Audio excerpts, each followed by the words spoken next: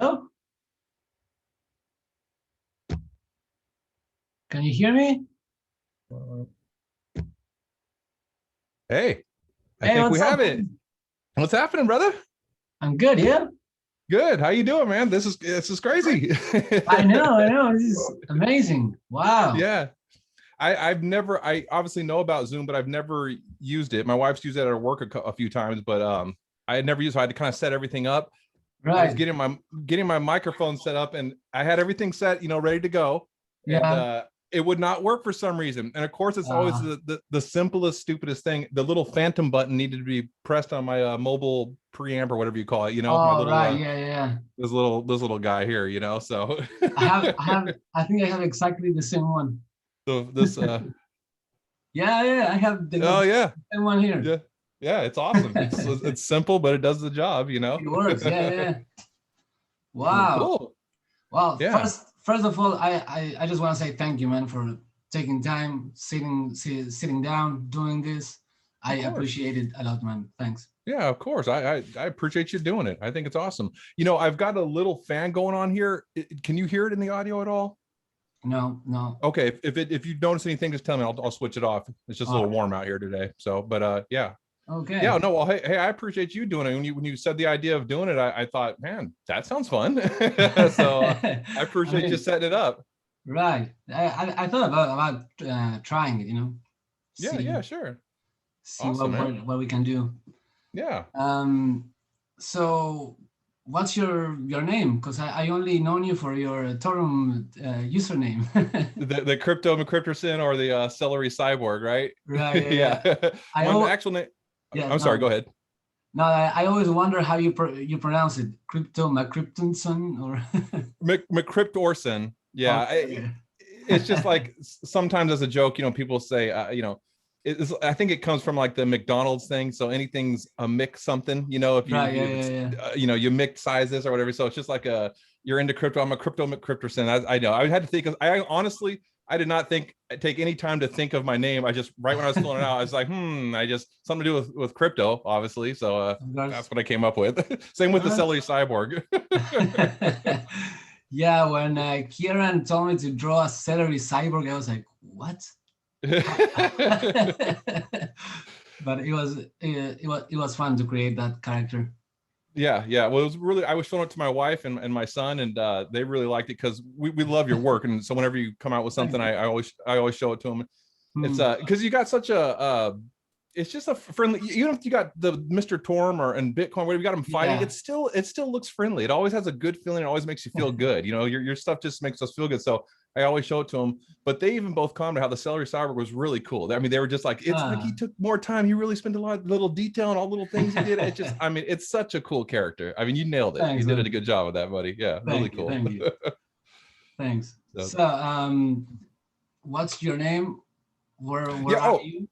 yeah, my name is Clinton. Okay. Like some people say, like the president before we had. I say Right. no, like George Clinton, like Funkadelic. Okay. Okay. Yeah. I Yeah. don't know if you know George Clinton from Funkadelic back in the '70s and everything. That band, they're kind of like I think so. I don't. Maybe. Yeah, I'm not super familiar with all their songs, but Hmm. it's that era of a lot of the like where Snoop Dogg does the shizzle, izzle, my nizzle, and all that kind of stuff. Yeah. It's Yeah. Yeah. that era is where that kind of vibe comes from. Was from that whole era. And All George Clinton right. was just they came on with some check Parliament Funk or Funkadelic Parliament. I can't remember the exact name, but check them out. George Clinton. It's got some Oh funky yes. stuff, man. Funky stuff. Yeah, Cool. really I'm cool. I'm always looking for new music, so Yeah, I will you'll definitely. if you listen to them, you'll probably be like, oh, I heard this in an R&B song or a rap song or something like that. There's a Right. lot of their stuff people use. Yeah. So, Okay. but yeah, so Clinton, I'm Yeah. originally from California, was born and Yes. raised in the Bay Area, Hayward, California, and now I live in the South, live in Alabama, which is Wow. quite a difference from California. Yeah. So everyone that has Hmm. the exact same look as your face just did when I tell them that. They go, that's a difference. Yeah, yeah. It's not what you usually hear. Yeah, yeah. It's usually people are going. You think going the other way, but a lot of Right. people are leaving California. Actually, I heard that. Yes. I'm telling you, the my wife had a decent job. I had a decent job. We were doing okay, but to get a house in a nice area, somewhat close to your job in the the Hmm. main vicinity, I mean, you're talking $7, $8, $900,000. It's just, I mean, even with Wow. a good job, you can't afford it. $1 million, million and a half. And now with how everything's booming right now, and there's, I don't know if you know, but over here, the big problem is supply. People I are heard, buying yeah. houses. I mean, they're buying houses sight unseen, no contingencies or anything. They're just buying them right away. So it's a crazy market right now. But Yeah. it's too crazy out there. So for even if you're doing decent, you're doing okay, you know, I mean, I'm gonna say, you know, we weren't rich or anything, but you know, we were doing okay or getting by okay.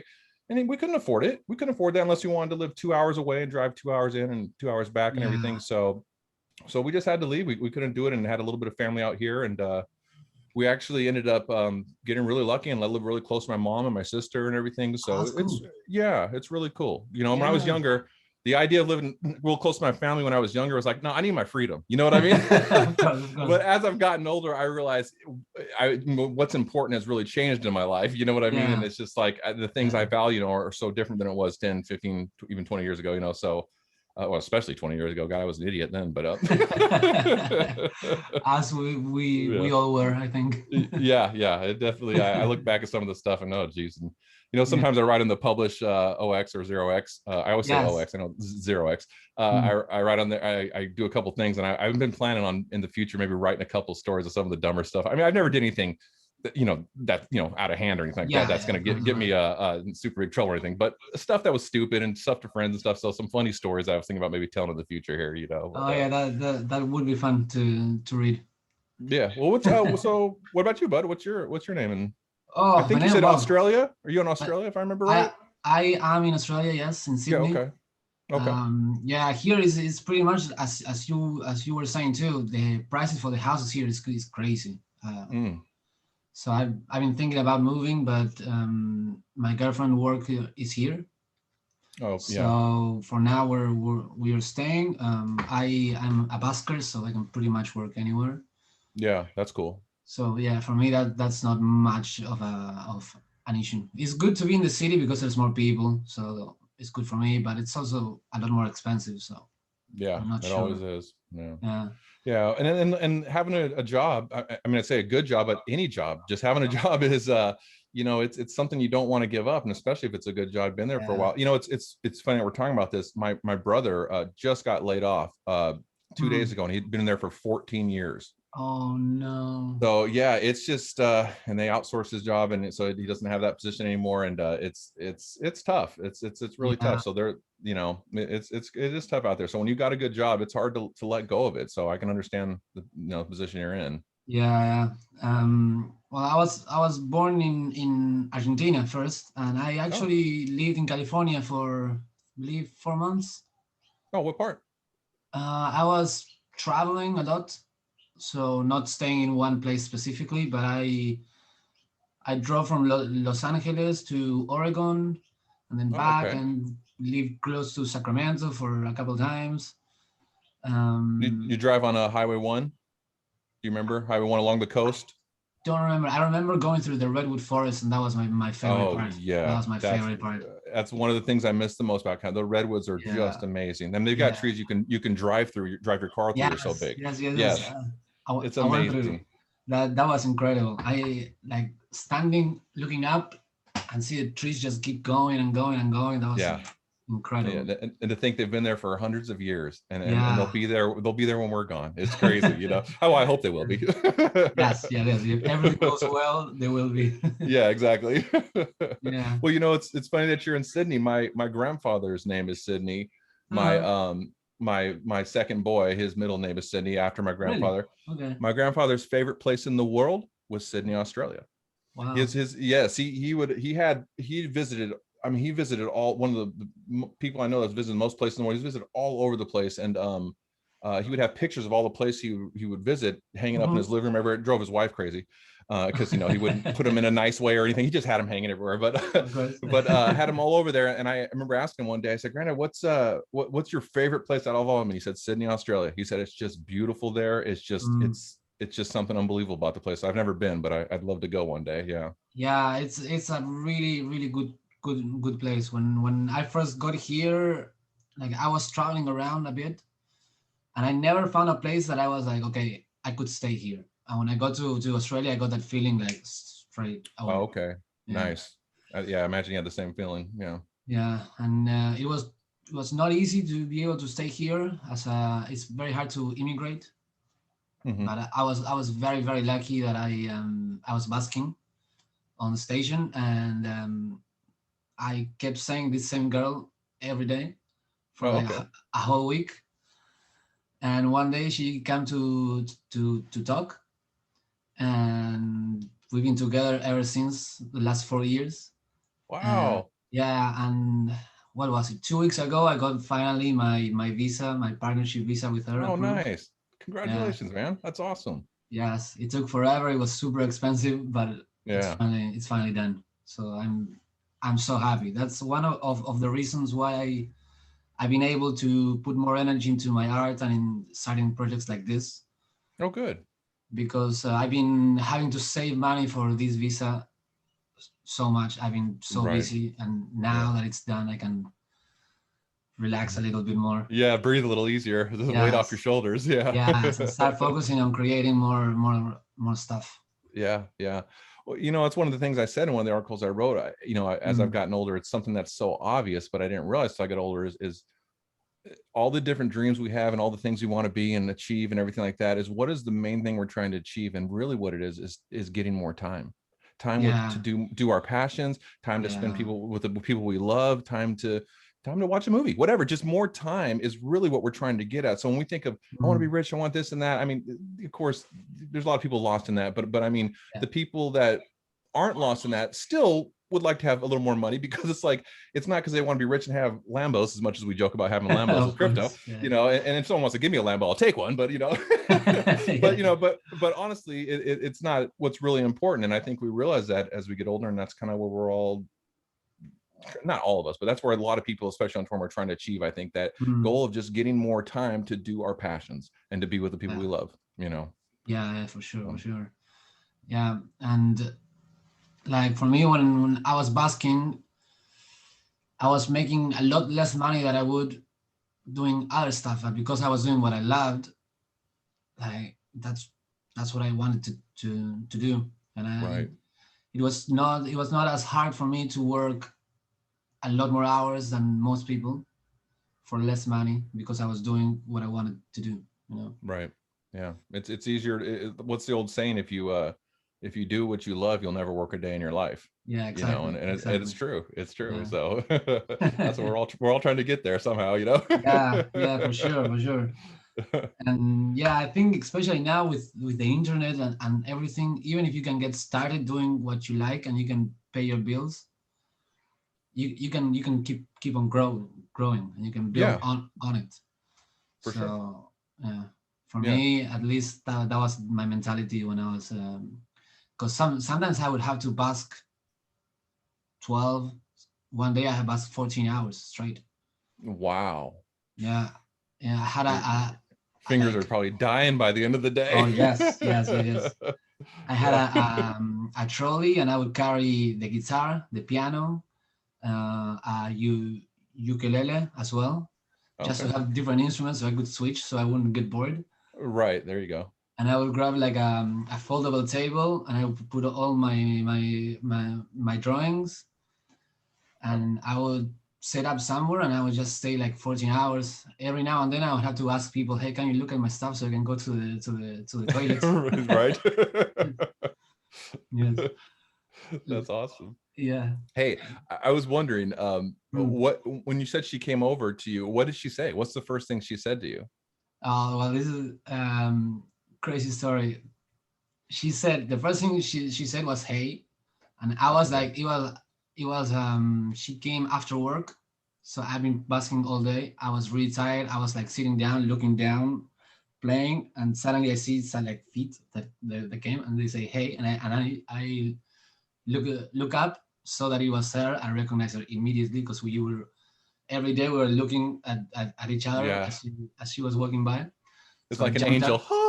Yeah, yeah, yeah. I always say, those RPG games Yeah. where you see like everybody has like the same design, and suddenly you see a character that has this special, and you're like, okay, something's gonna happen in the story with that character because it looks Right, right. different, it looks She's special. not an NPC. Yeah. Yeah, yeah, Yeah. exactly, exactly. So she came over. She said hey, and I jumped. And I say hey, and I asked her for her name. I say, well, I'm Thomas, and because English is my second language, I was not as comfortable with it, and it was a month. I came to Australia. It was 1 month, and I saw her. So I was still not very comfortable, so I didn't know what to say. So we A just little looked at nervous, each yeah. other in silence for a little bit, Yeah. and then we just kissed. That first day, Yes. right? Are you serious? Yes. That's all, dude. That's the see. That's what I'm talking about. Okay, the Lambos are great, Yeah, but that's what life's about, right there. I know. I I mean, know. there's no Lambo in the world that can make up for what that experience, that feeling. I mean, that's Yeah. amazing. That's awesome, Yeah. man. I'm glad. Oh, I'm glad I asked you about that. Something told me to ask you about that. That's weird. That I'm glad I did. That is so Yeah. cool, man. Well, I I mean, know. talk about love at first sight, huh? Pretty much. Well, she Yeah. said that she apparently she fell in love as soon as she was walking and she started hearing Oh, the the, the the music music. first. Very Yeah. cool. I don't like, you hear sometimes about like Buddhists talking about past lives and stuff. I'm Hmm. not, I'm not sure if it's true, but these kind of things make me think that There's maybe just no a one, deeper connection that's hard yeah, to explain in words. yeah, maybe we Yeah. just like recognize each other from I don't know, Yeah. some Yeah. That's mysterious thing, because yeah. That's it was so simple. Like we saw each other and done. We've been together ever since. it was like seeing an old friend, like someone you just knew Yeah, forever. yeah. Yeah. Wow, that's so cool, man. I'm glad to hear that. Thanks. Like, that day, if anyone's, I don't know how many people are gonna watch this, but if anyone watches, that gives hope to people. Hearing that kind of stuff. I mean, it gives hope to people. It really does. If that are not in those positions right now, it just shows that hey, don't give up. And even when you're on your worst times and you're down and everything, Yeah, sometimes things will happen. So just hang in there. That's yeah, really yeah. cool. Yeah, I love it. it's crazy how sometimes like one thing, one time can change everything. Yeah. And life Yes. just boom and it It changes, is. and yeah, it's crazy. Because normally it goes tink tink, then all of a sudden it goes whoop, and you go whoa, what the heck? It Yeah, goes a completely yeah, different direction, but it's yeah, what it's makes life true. great. Yeah, Yeah, very cool, man. That's yeah, awesome. I for her the first birthday of hers that we spent together, I made her a book, an Mhm. illustrated book. It's called The Princess and the Busker. Oh, nice, very Yeah, cool. and it's Oh like man, I bet she loved that. our our story told with my style of drawing. Yeah, Yeah. yeah. Cool, man. Oh, man. See, you already had it all set up to put on the right move, so you were set, man. Yeah. I mean, what girl wouldn't fall for that? True, true, true. Very cool, man. That's awesome. Yeah, So how but long? mm, I'm sorry. Go no, ahead. no, no. You go, you go. Well, I was just going to ask you. I think I read something about in one of your posts about how long you've been playing, but I can't remember how long you've been playing and what instruments do you play besides the guitar? Let's see. I started playing guitar when I was around 15, 14. Oh, okay. About Yeah, yeah, same. the funny story was that my brother, he was the one that bought his guitar, and he asked my parents for lessons. He started playing. He was really good at it, but he stopped. He wasn't, Mm-hmm. those people that start, Yeah. Yep. um, For they sure. lose interest, or I don't know. So I always had the guitar laying around. So I started messing around with it. One of my neighbors said, "Oh, I can teach you like the basics, like basic chords and stuff." So Sure. I started with that. Then my parents saw that I was getting more into it, so they got me like a tutor or a private teacher, and I played with him for a long time. And when I was around 18, I was going to university. I tried to study philosophy and psychology and stuff like that, but then I was like, no, I wanna make stuff. I don't just wanna Yeah. read and write about Yeah. ideas. Like I like Yeah. that, but so I ended up going to music school where I started learning piano. Uh, it didn't last a lot because I didn't like. They were teaching how to play by reading the music sheet, and you have to Mm-hmm. follow every note, Right. Right. and that was not my what I wanted to do. Yeah. But I still kept on learning piano by myself. I love piano. I have one right here. And then I started traveling then. And as I started traveling, I started focusing more on writing my own songs. And yeah, That's the best. There's nothing like writing your own music, yeah. I kind of went through the same experience where I don't know how to read music, but I Mm, can write. I mean, so I don't say I write songs, I say I compose songs, because I'm really right, not writing the songs, I'm not writing the musical, right, right. signatures out and everything like that, but I am composing the music, and I'm creating everything. So Oh, so I you still, you you play too? oh yeah, guitar is my main instrument. I actually, for my job for about 7 years, was tuning pianos and fixing pianos. Wow. My mom's done it for about 40 years. My grandfather did it for almost 60 years. He was the president of the Pianos Technicians Guild, and yeah, so it was just in my blood to be working around pianos and stuff like that. Wow. I only play the piano very little. I played a little bit, but guitar was the one I fell in love with. I really fell in love with guitar, and was in a couple of bands. I had one band that lasted a long, few years, and we did okay. We didn't get signed or anything like that, but we got on the radio a little Yeah. bit, down our local Really? radio, and local radio, like a local, Still, when they're still doing like cool. local band stuff, you know what I mean? Not like Yeah. for the whole, United States to hear or anything, but Yeah, but then we played still, at the it's Whiskey a Go Go, the famous Whiskey a Go Go, played wow. there one Yeah, yeah, time. yeah. Yeah, so it was a Wow. cool little experience. It wasn't nothing too crazy, but we had a lot of fun doing that. But I went through the same experience, where I'd have problems playing with sometimes people that were very technically trained. Like one of my good buddies, Yeah.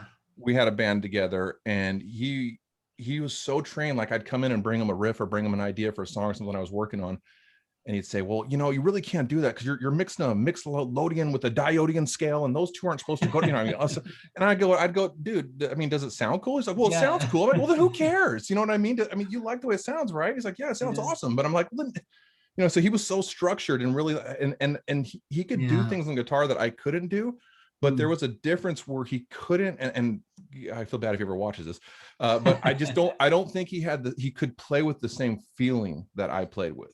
I don't think, like, Yeah. I could bend a note with more feeling than if he hit 30 notes. You know what I mean? And I think, Mm. and I'm getting the same kind of vibe from you. There's something about that, people, and I'm not saying that means that if you read music you can't be the same way, but there's a lot of people that Yeah. didn't read music, from the Beatles to Jimi Hendrix, a lot of famous people that didn't. And when I listen Mm. to their music, I go, you know what, they're feeling what they're making. They're not looking at a structure and thinking about how to piece this together in the way they've been taught. They're just feeling what feels like should come next, what's in me. And I get Yeah. that feeling from you too, and I'm the same way. So I think Yes. we're I used to have a friend that we used to busk to together, and he was a drummer. I had the like when I play, I don't play like so mechanically like 1, 2, 3. I play exactly. more like it's like moving like Yep. and it's like I play with the like I try to hear and feel it. Mm-hmm. I always had the feeling that he was very mechanical. Like Yep. in his head, he was counting 1, 2, 3, 4, 1, 2, 3, 4, 1, Right. and Right. although I always told him like don't count, just hear and feel it.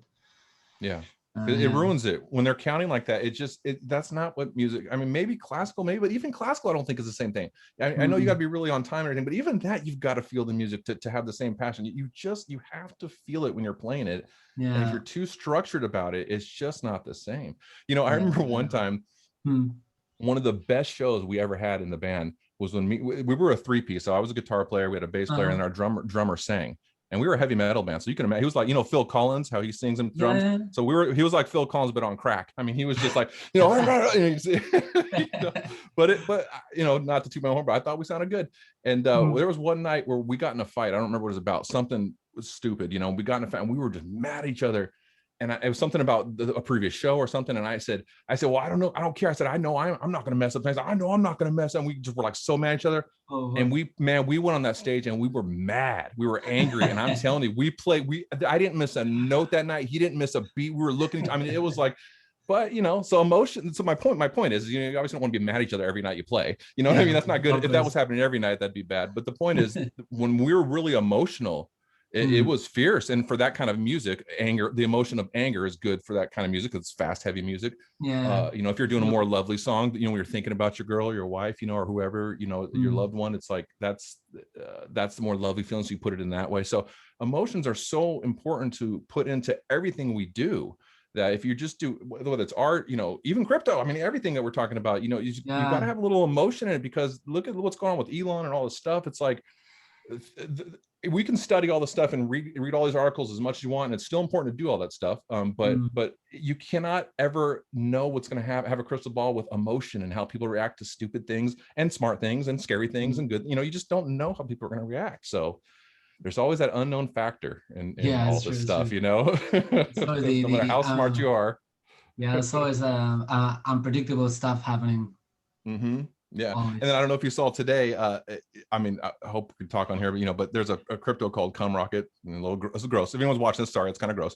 But Elon tweeted about it today. He put a little symbol that looks like that stuff, and then a little rocket and everything. And so people are like, now so it went from God, the last time I checked, I think it was at 18 cents, and it was around 5 or 6 or something like that. So it's, I mean, just in one day, just bounced up. So this guy he's, I'm not an Elon hater. I'm not, I'm not a defender either, but at the same time, I don't jump on the boat of always hating about everything. But at the same time, sometimes I'm going, what is this dude doing, man? I mean, he's just all over the place, Yeah, I used to always be like supporting him and even like defending him with my friends. But lately I'm like I don't know. It's too much. Yes. Yeah, it's weird. It's like he's in on something or whatever, but then I love getting into conspiratorial stuff. I don't believe most of it, but I don't think everything is fake. There's some stuff that is definitely true. And there could be a conspiratorial side of it to where he is setting up for something, and maybe he's on our side, whatever that means, what I mean, but our crypto side, and really he's doing the stuff to make people that are not on our side believe that he's on there. What I mean? That's getting real deep. I know, but it's possible because the powers that be, the big people that are running this world and stuff like that. I mean, there's a lot of people that don't want to lose their position in power and don't want to lose what they've got going, and are willing to do things that we probably would think are unimaginable to keep that power. So I don't just believe anything I hear, and most of the stuff is junk. A lot of stuff you hear on 4chan, this kind of stuff is just trolling and stuff like that. But I don't think you should be on the other side with a lot of people that just laugh at anything that's spoken of that era. It's or that arena. It's like there's that kind of stuff is still happening. There's some weird stuff going on out there. Yes, and like I agree that some people stand to lose a lot if crypto becomes mainstream, and if Bitcoin becomes the new standard. A lot of people will lose a lot of power, and historically people have done stuff to preserve their power. Yeah. So I don't think it's crazy to think that they would try something. Yeah. So it's hard to tell where that guy's at. I know when I watch him speak in interviews, like I know you said you're a fan of Joe Rogan. I like to watch Joe Rogan. I haven't watched him as much since he's more of Spotify. I don't know, for whatever reason, I was just kind of in the mode of watching him on YouTube, and it wasn't like a protest. I'm not watching him on, even though I did get a little mad because he took the deal, and all of a sudden they're not going to race any of my videos, and all of a sudden they race a bunch of videos. And it's like, what's cool? And it's like, you're kind of supporting this. The other day I was listening to him on Spotify, and in the middle of the conversation, a Spotify ad showed up, and I was like, this never happened. Yeah. There was things that he said was not going to happen that are now, and it's just it's a letdown, man, because I don't always agree with the guy, but the thing I really liked about him is he didn't care about what people thought. He would say what was on his mind and let the cards fall where they may, and we need more people like that, even whether on the other side, in the middle, on the right, whatever. We need more people that have good hearts. I don't know him for sure, but I feel like he's got a good heart, and that's the point I was going to make earlier about Elon, is the interview I saw him on Rogan. When I listened to him talking for a long periods of time, I feel like he's got a good heart. I feel like he has the world's best interest at heart. I just feel it from him, but he could be bullshitting me. He could be bullshitting all of us. It's possible. He's definitely got a huge ego. He's a little bit of an egomaniac. I agree with that, but that doesn't mean just because he's an egomaniac that he hates humanity or he wants to screw humanity or enslave humanity or something. So I feel like but a lot of the stuff he's doing, I'm just like, I don't know what to think about the guy anymore. I don't know what to think. It's weird. Me too. I have an image of him, and this like contradicted everything I thought like I knew of him. So now I don't know what to think. Yeah. I mean, he's definitely a smart dude, but I think sometimes smart people, there's a guy, Thomas Sowell, who has a saying that some ideas are so, I'm probably messing up the quote, but some ideas are so idiotic that only an intellectual would believe it, and it's like, wait, what? And it's like, it kind of makes sense though, because growing up in California, when I did, my family was kind of odd, where my dad was more, was a Vietnam vet, but was kind of a hippie at the same time, but went to war, had a Purple Heart, got blown up. A lot of stuff happened all that era, but he was more kind of the party type dude, and just he was different. My grandfather was a minister and World War II vet, just more straight. So I had all this weird kind of stuff going. Yeah, he was in the Battle of the Bulge and everything. I mean, one day I'll tell some stories about him in the published. There's some really cool stories about him, but so it's such a weird thing where I'm kind of all over the place with my beliefs and upbringing and everything like that. And I think there's a lot of people kind of going through that, though. We used to think of it as like, these people are this way over here, these people are this way over here, these people are this way over here. And maybe it was that way 50 or 60 years ago where it was, but now it's so like we're such complex beings, and it's so, I'm sorry, I'm trailing off here, and I probably lost my original. I forgot what my original point was, but what I'm getting at is we're such complex beings that to judge someone off of one thing they say, I mean, unless it's, if they say something completely outrageous, that's different. But to judge someone off of one statement or a couple of statements or some jokes they made in the past, and to cancel the people, this whole culture that we got going on now, it's so scary to me, because when things get bad where we need to be able to speak up about it, if we're so programmed to think it's okay to cancel everyone when they say stuff we disagree with, dude, who's going to be here to save us? Who's going to be here to say anything? So I think we're getting too much on the tribals, this side and that side.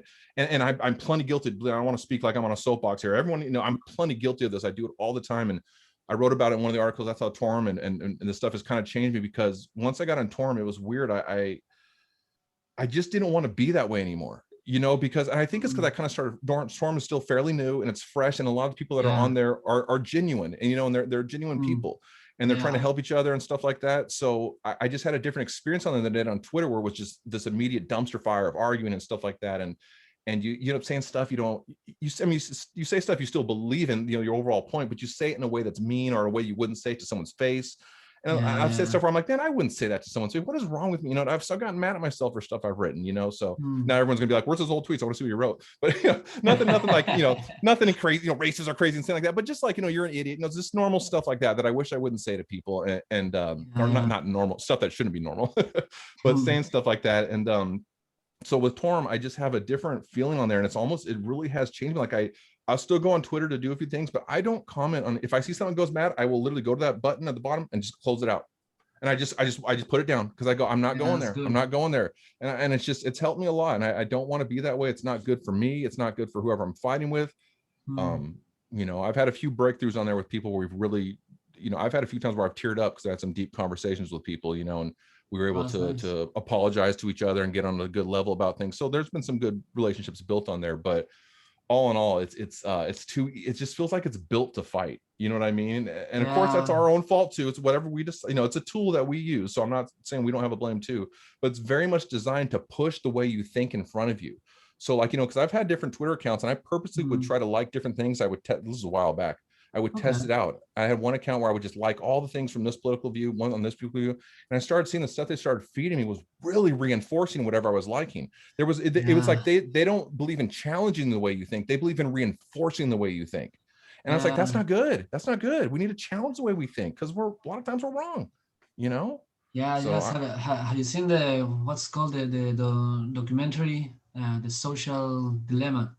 Yes. Yeah, it talks a lot about that, and how it's creating this problem where people have completely different news sources, and the stories, even the stories that you Google, they are dependent on what you can agree with, and that's creating most of this conflict that we're seeing now.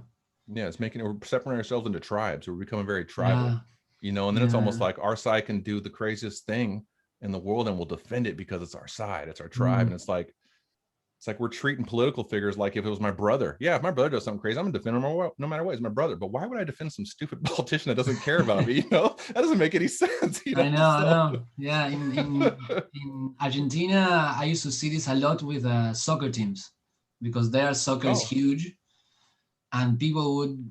Wait, I believe it's called I believe it's called football. You mean? Football, no. Yeah. Proper term. Thank you.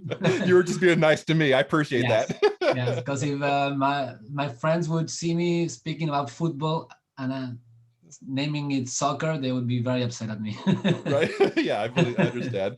Yes, but it seems like that level of fanaticism, now we're taking it to ideas and politics, and it's Hmm. creating, like, there's no dialogue. Yeah.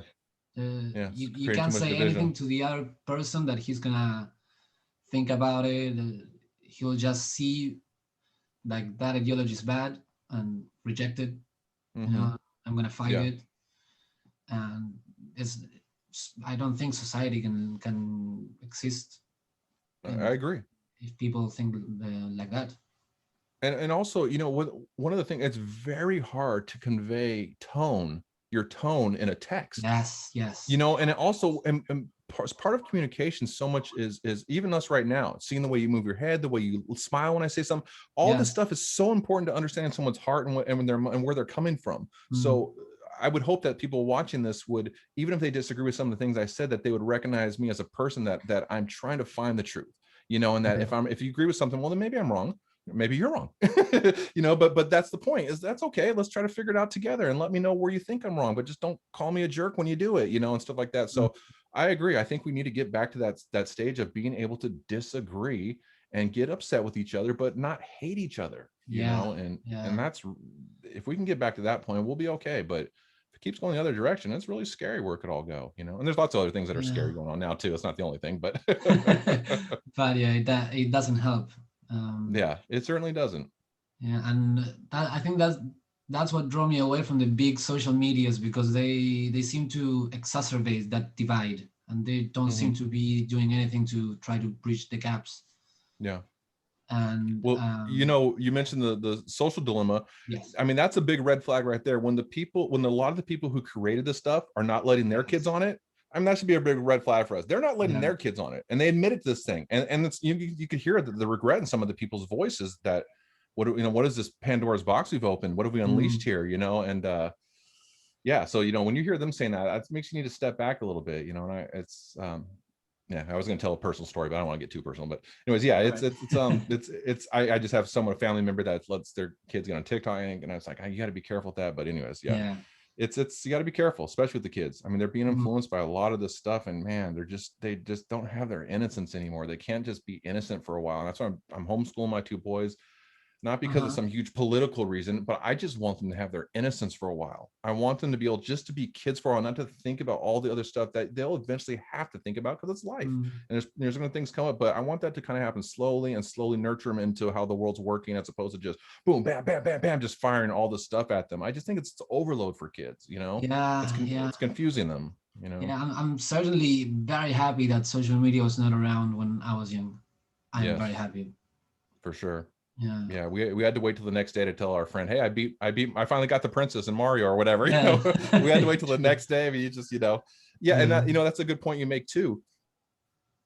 Because there was a while there when all this kind of anti-bullying stuff happened, where mm, I was a little bit like, no one should be bullied, but I was a little bit like, it's a little too much, because there is something good to being a little bit bullied and this and that. But that's because I was thinking about how it was when I was younger, and you kind of had, it wasn't so much like bullied how it is now, where it's just like and I shouldn't say that, because no matter what, bullying's not good, but it's like, then it's like you can kind of go away, you can get away from things, you can go with your friends, you can go home, not have to deal with it. Maybe the next day you have to deal with it, but you can usually get things resolved. A lot of times things would calm. I remember incidents I got into, if they mm, just had time to kind of calm down, they would just kind of resolve themselves and fizzle out. That happened a lot. yeah, And I think now that can't happen, so you can't have this attitude of, when we were younger, we got bullied, it makes them tougher.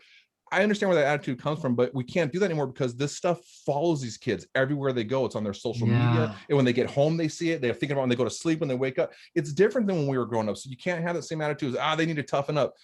Kids do need to be a little tougher, but not in that mm, area. They don't need to be picked on to be tougher and be bullied. That's not the right way to toughen them up. yeah, Toughen them up through exercise and building their confidence up and stuff like that. mm, But so yeah, people that say that, I tell them, I understand where you're coming from, because I'm kind of old school like that. Let's be a little tougher, but you got to realize what these kids are going through now, and it's not the same as when we were younger, and they need a little yeah, more. Us watching out for them a little more, because things are nuts now, man. So yeah. yeah. It's crazy. On that happy note. Of course.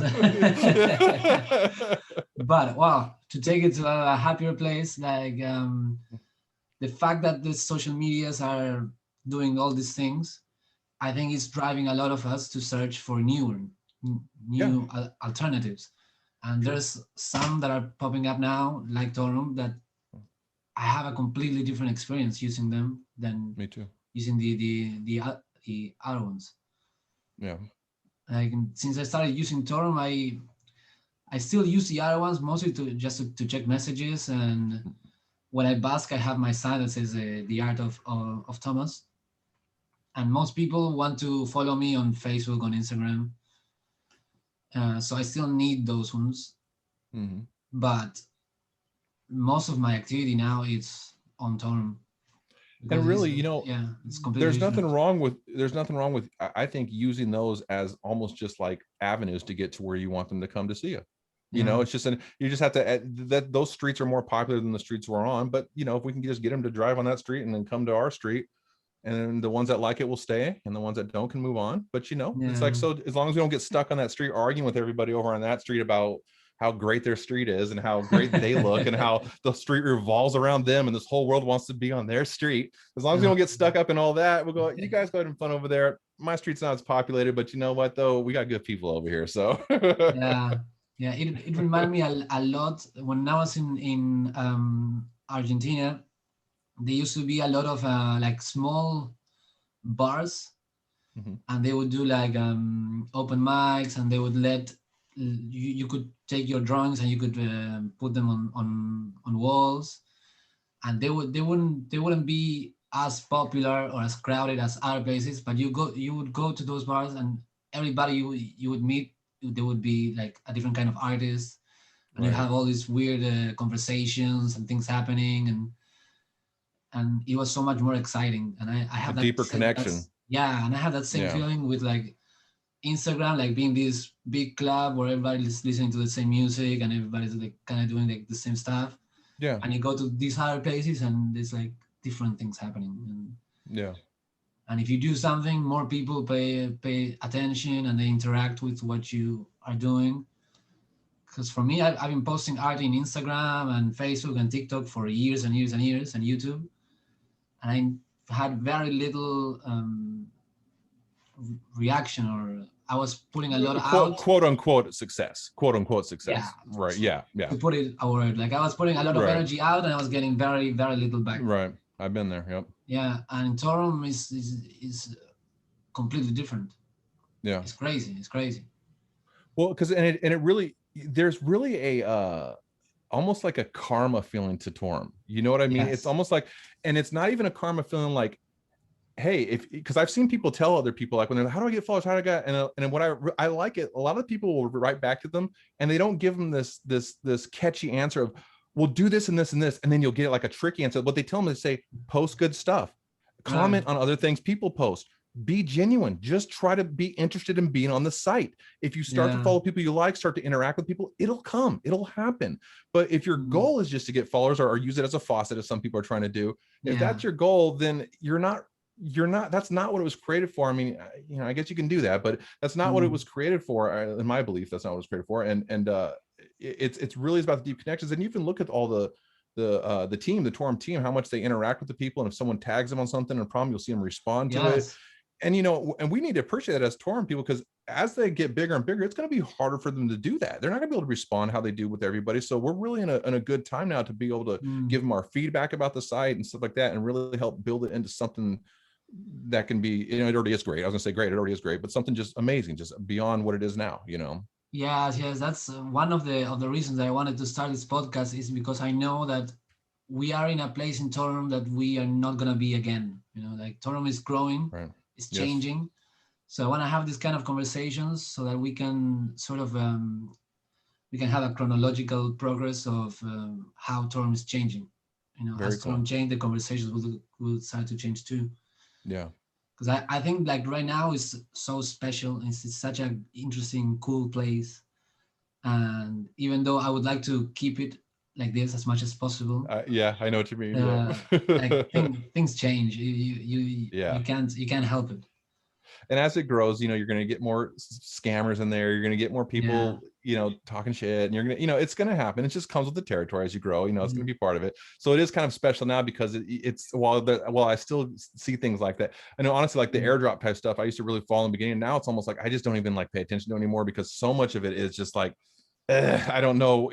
You know what I mean? It's too much with everything else I'm dealing with and trying to learn. There's so many things that pop up where I'm just like, so I'm not gonna say they're scams. They may be totally legit. I don't know, but there's so many of them that pop up. It's hard for me to keep track of all that stuff. I'm just more, I need to learn more about crypto and NFTs and the basics of where I'm at now. And then, and I'll get in a little more into that. And plus, I don't, a lot of times I'll read in these things and think, okay, this sounds good. Oh, you can stake it here. Okay, minimum $10,000. Okay, well, that's not for me. And it's like, it's like you read it. In order to make money, you stake it here for 10 years and you're making a passive income. And I watch the video. I'm going, okay. Oh, the dude staked $60,000 and that's how he's getting his passive. Well, I don't have $60,000 to stake. I'm going to stake like $40 on there and be like, okay, I get about 3 cents a month, So it's like, but my main point is, how they do react. And I think they're learning, and I see it growing. And I see them reacting to people, and they got a lot of ideas on the horizon, and I think they're doing good. And I'm excited to see where it's going to go. I'm really excited. Yeah, me too. Like I started reading the white paper, and it sounds so interesting. Like mixing NFTs, DeFi, social media all into one thing. I was like, I never heard anybody else trying this. Yeah. So it's very, very, very interesting. And it seems like they're mixing everything. Yes. If they can put it all together in a way that it works, it could be amazing. Yeah, for sure. And all my interactions with the Toron team, they're always great. It's like they respond. They listen. Like all of those things make me very excited for the future. Me too. And and since we're talking about it, who knows if any of them will ever be watching this. If they are, I'll make a quick suggestion. I wrote to one of them. I think it's Go. Is that how the main CEO there? I think that's how you pronounce his name. I'm not 100% sure, but I think it's Go. But I think it was him I wrote to. But one of the things that I want to see if you agree with this, I really think because it confused me for a while when I first started, but now that I'm used to it and familiar, I'm okay with it. But I constantly see people getting confused with this. When you spread someone's post, you just have that little bar above it, and people are constantly responding to you, not the person you're spreading. They think it, you know what I mean? So you have to go tell them, hey, make sure you click on it. So my suggestion was they should have a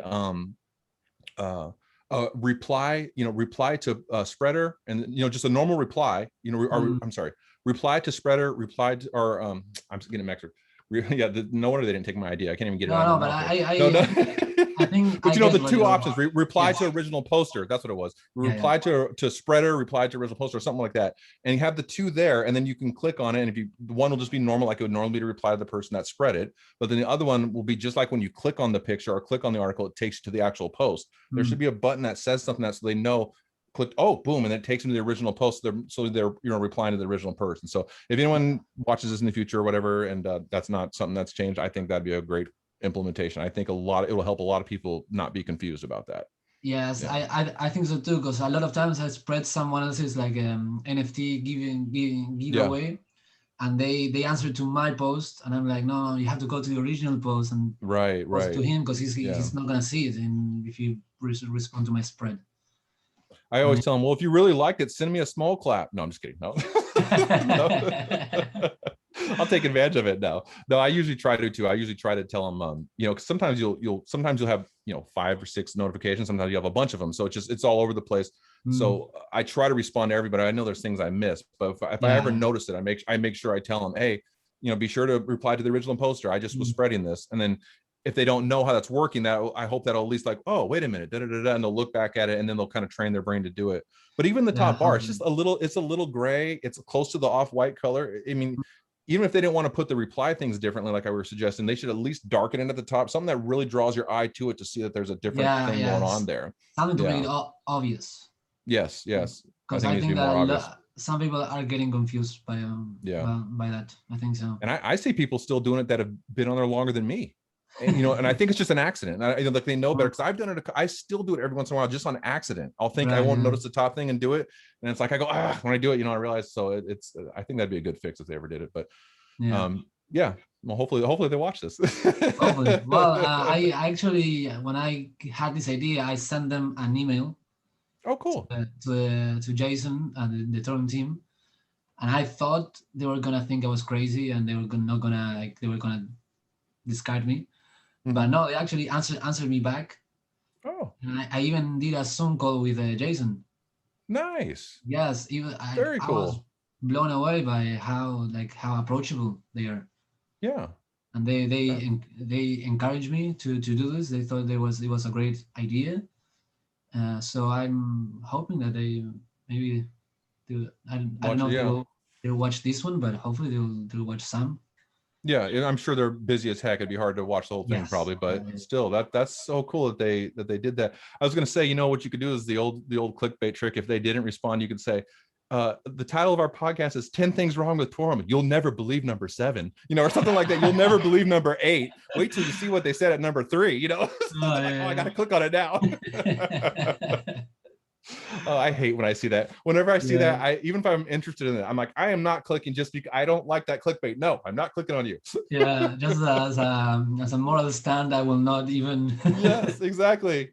Or when you go into something and it's a list of this or that, and they want you to look at number 1 and then go to a new page for number 2, a Oh, new page, yeah, because then instead of you getting 1 click for their 100 list, you get 100 yeah, clicks on it, and it's like, so when I see that, I go, nope, I get out. I'm like, I'm not waiting for 100 pages to load just to look at these dumb pictures, no. yeah. Just so you So can get more clicks for your metrics. Like yeah, exactly. give me the And same then you're going to sell my info. information off anyways.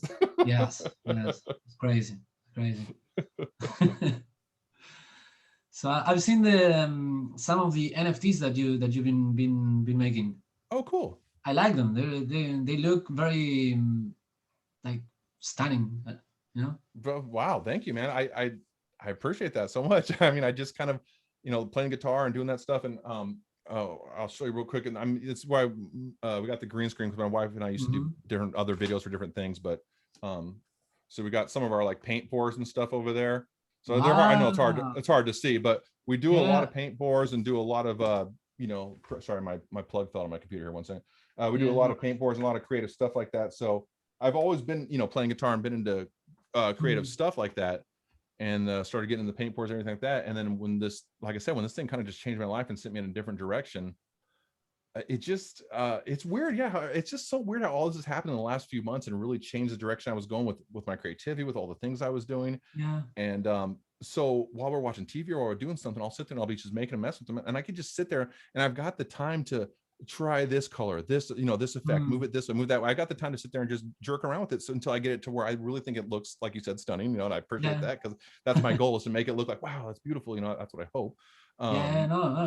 It does. so I can sit there and do it. And where it's not necessarily what I've come to realize sometimes with creativity and art, sometimes just how much passion you have about it, how much you're willing to tweak your art to get it to look really cool. It's not necessarily that you're have to be this virtuoso or trained in Mm. this crazy field. You just have to take the time to be passionate about it and keep messing with it until you can get it to look the way you want, that you see in your head, or at least, and a lot of times it won't even be the way you originally started in your head. It comes out a totally different way, and you're like, this is even better than what I Yeah. thought of, so Yes. but yeah, so that's we're getting into that. And my wife, she is the true artist. She can draw really well, Uh but she was huh. kind of into that when we were younger, and she kind of just fell out of, just with life and having kids and everything, just stopped doing it.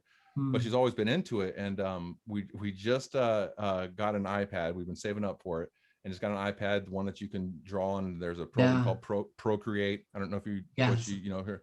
So we're Yeah. we got that, and we're using it when she's just getting started. And she's got this idea to make these cards for trippy trading cards for us, these little zombie cards, and these different. She got this character, she's this whole storyline. I mean, we got some Wow. really cool, yeah, some really cool stuff we're hoping to do in the future. It's just hard to find time to do it all. But it's just this. So it's even changed her life. And what I'm getting at. This whole thing's ignited a spark in both of us, and really got us passionate about reigniting old flames that we've always had there. And That's yeah, great. maybe it's going in a little different direction for me, but really for her, it's just reigniting some of these old flames that she's had. And she's getting really inspired, and it just feels good again. It feels good to have that. And the hardest part is just staying motivated, because you Mm. work hard every day. And as I'm sure, you work 60 hours sometimes, like you were talking about. Yeah. Staying Yeah. motivated is probably the hardest part. Just pushing It every is. day it's the Yes. hardest part. It really is. So Yes. I'm hoping I'm not just like super, buzzed up on it for a couple of months, because I'm so excited about it. And then 3 months, I'm just like, I'm putting out a little, and I'm not going to knock anyone personally, but there's some of these NFTs that people give away free and it'd just be like NFT. I'm like, dude, that took you 2 seconds to make, bro. Yes, I would be embarrassed to put some of that stuff out. I always appreciate someone giving away free one. I'm always be thankful. And believe me, anything you do and it takes the time to set it up and everything, that's awesome, because most people aren't doing that. So you deserve a knock for that. But if you're going to go through that trouble to set it all up, to figure out how to put it onto wax, do all that stuff you got to figure out, take a few more minutes and just polish it up a little bit. Why not? Some of them will just be the most basic writing, and just like all they did is took a font and a color and then wrote a word and then made an NFT. Yeah, like maybe put it like a stock image. yeah. It's like, what are you doing? I was just I can't remember the guy's name, but some story where this guy just got caught the other day. Was it on Mintable or Rarible or something? But he had been taking famous artists' photos, stuff they had painted, and taking them and using them, but then like taking out the center and like making a train come out of the person's mouth, or whatever, changing the photo. He clearly has talent, because the stuff he was doing was really cool. But he was taking, and he wasn't giving credit to the original artist. He was just taking stuff and using it. I was like, you can't do that. Even if you're a good artist, you can't. That's a problem. You can't. Yeah. Pop art and fan art's a little different. You know what I mean? Because you're kind of it's sometimes Andy Warhol type stuff. That's a little different, because it's almost like you're making a statement by doing certain things. So I can give a stretch for that.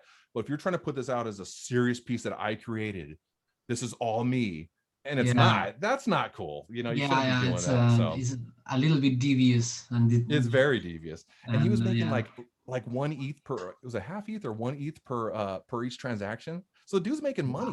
Wow. So he wasn't just some random guy doing. He was making money off it. And then obviously, as you start to grow and get famous, more people will go, hey, wait a minute, I've seen that before. You know what I mean? People start to recognize stuff. You can only get away with that kind of crap for so long. So if anyone out there is watching this and thinking about getting into this world, just do it honestly. It's going to take longer, but do it the right way, because you're just going to run into a wall one day if you try to cut corners, man.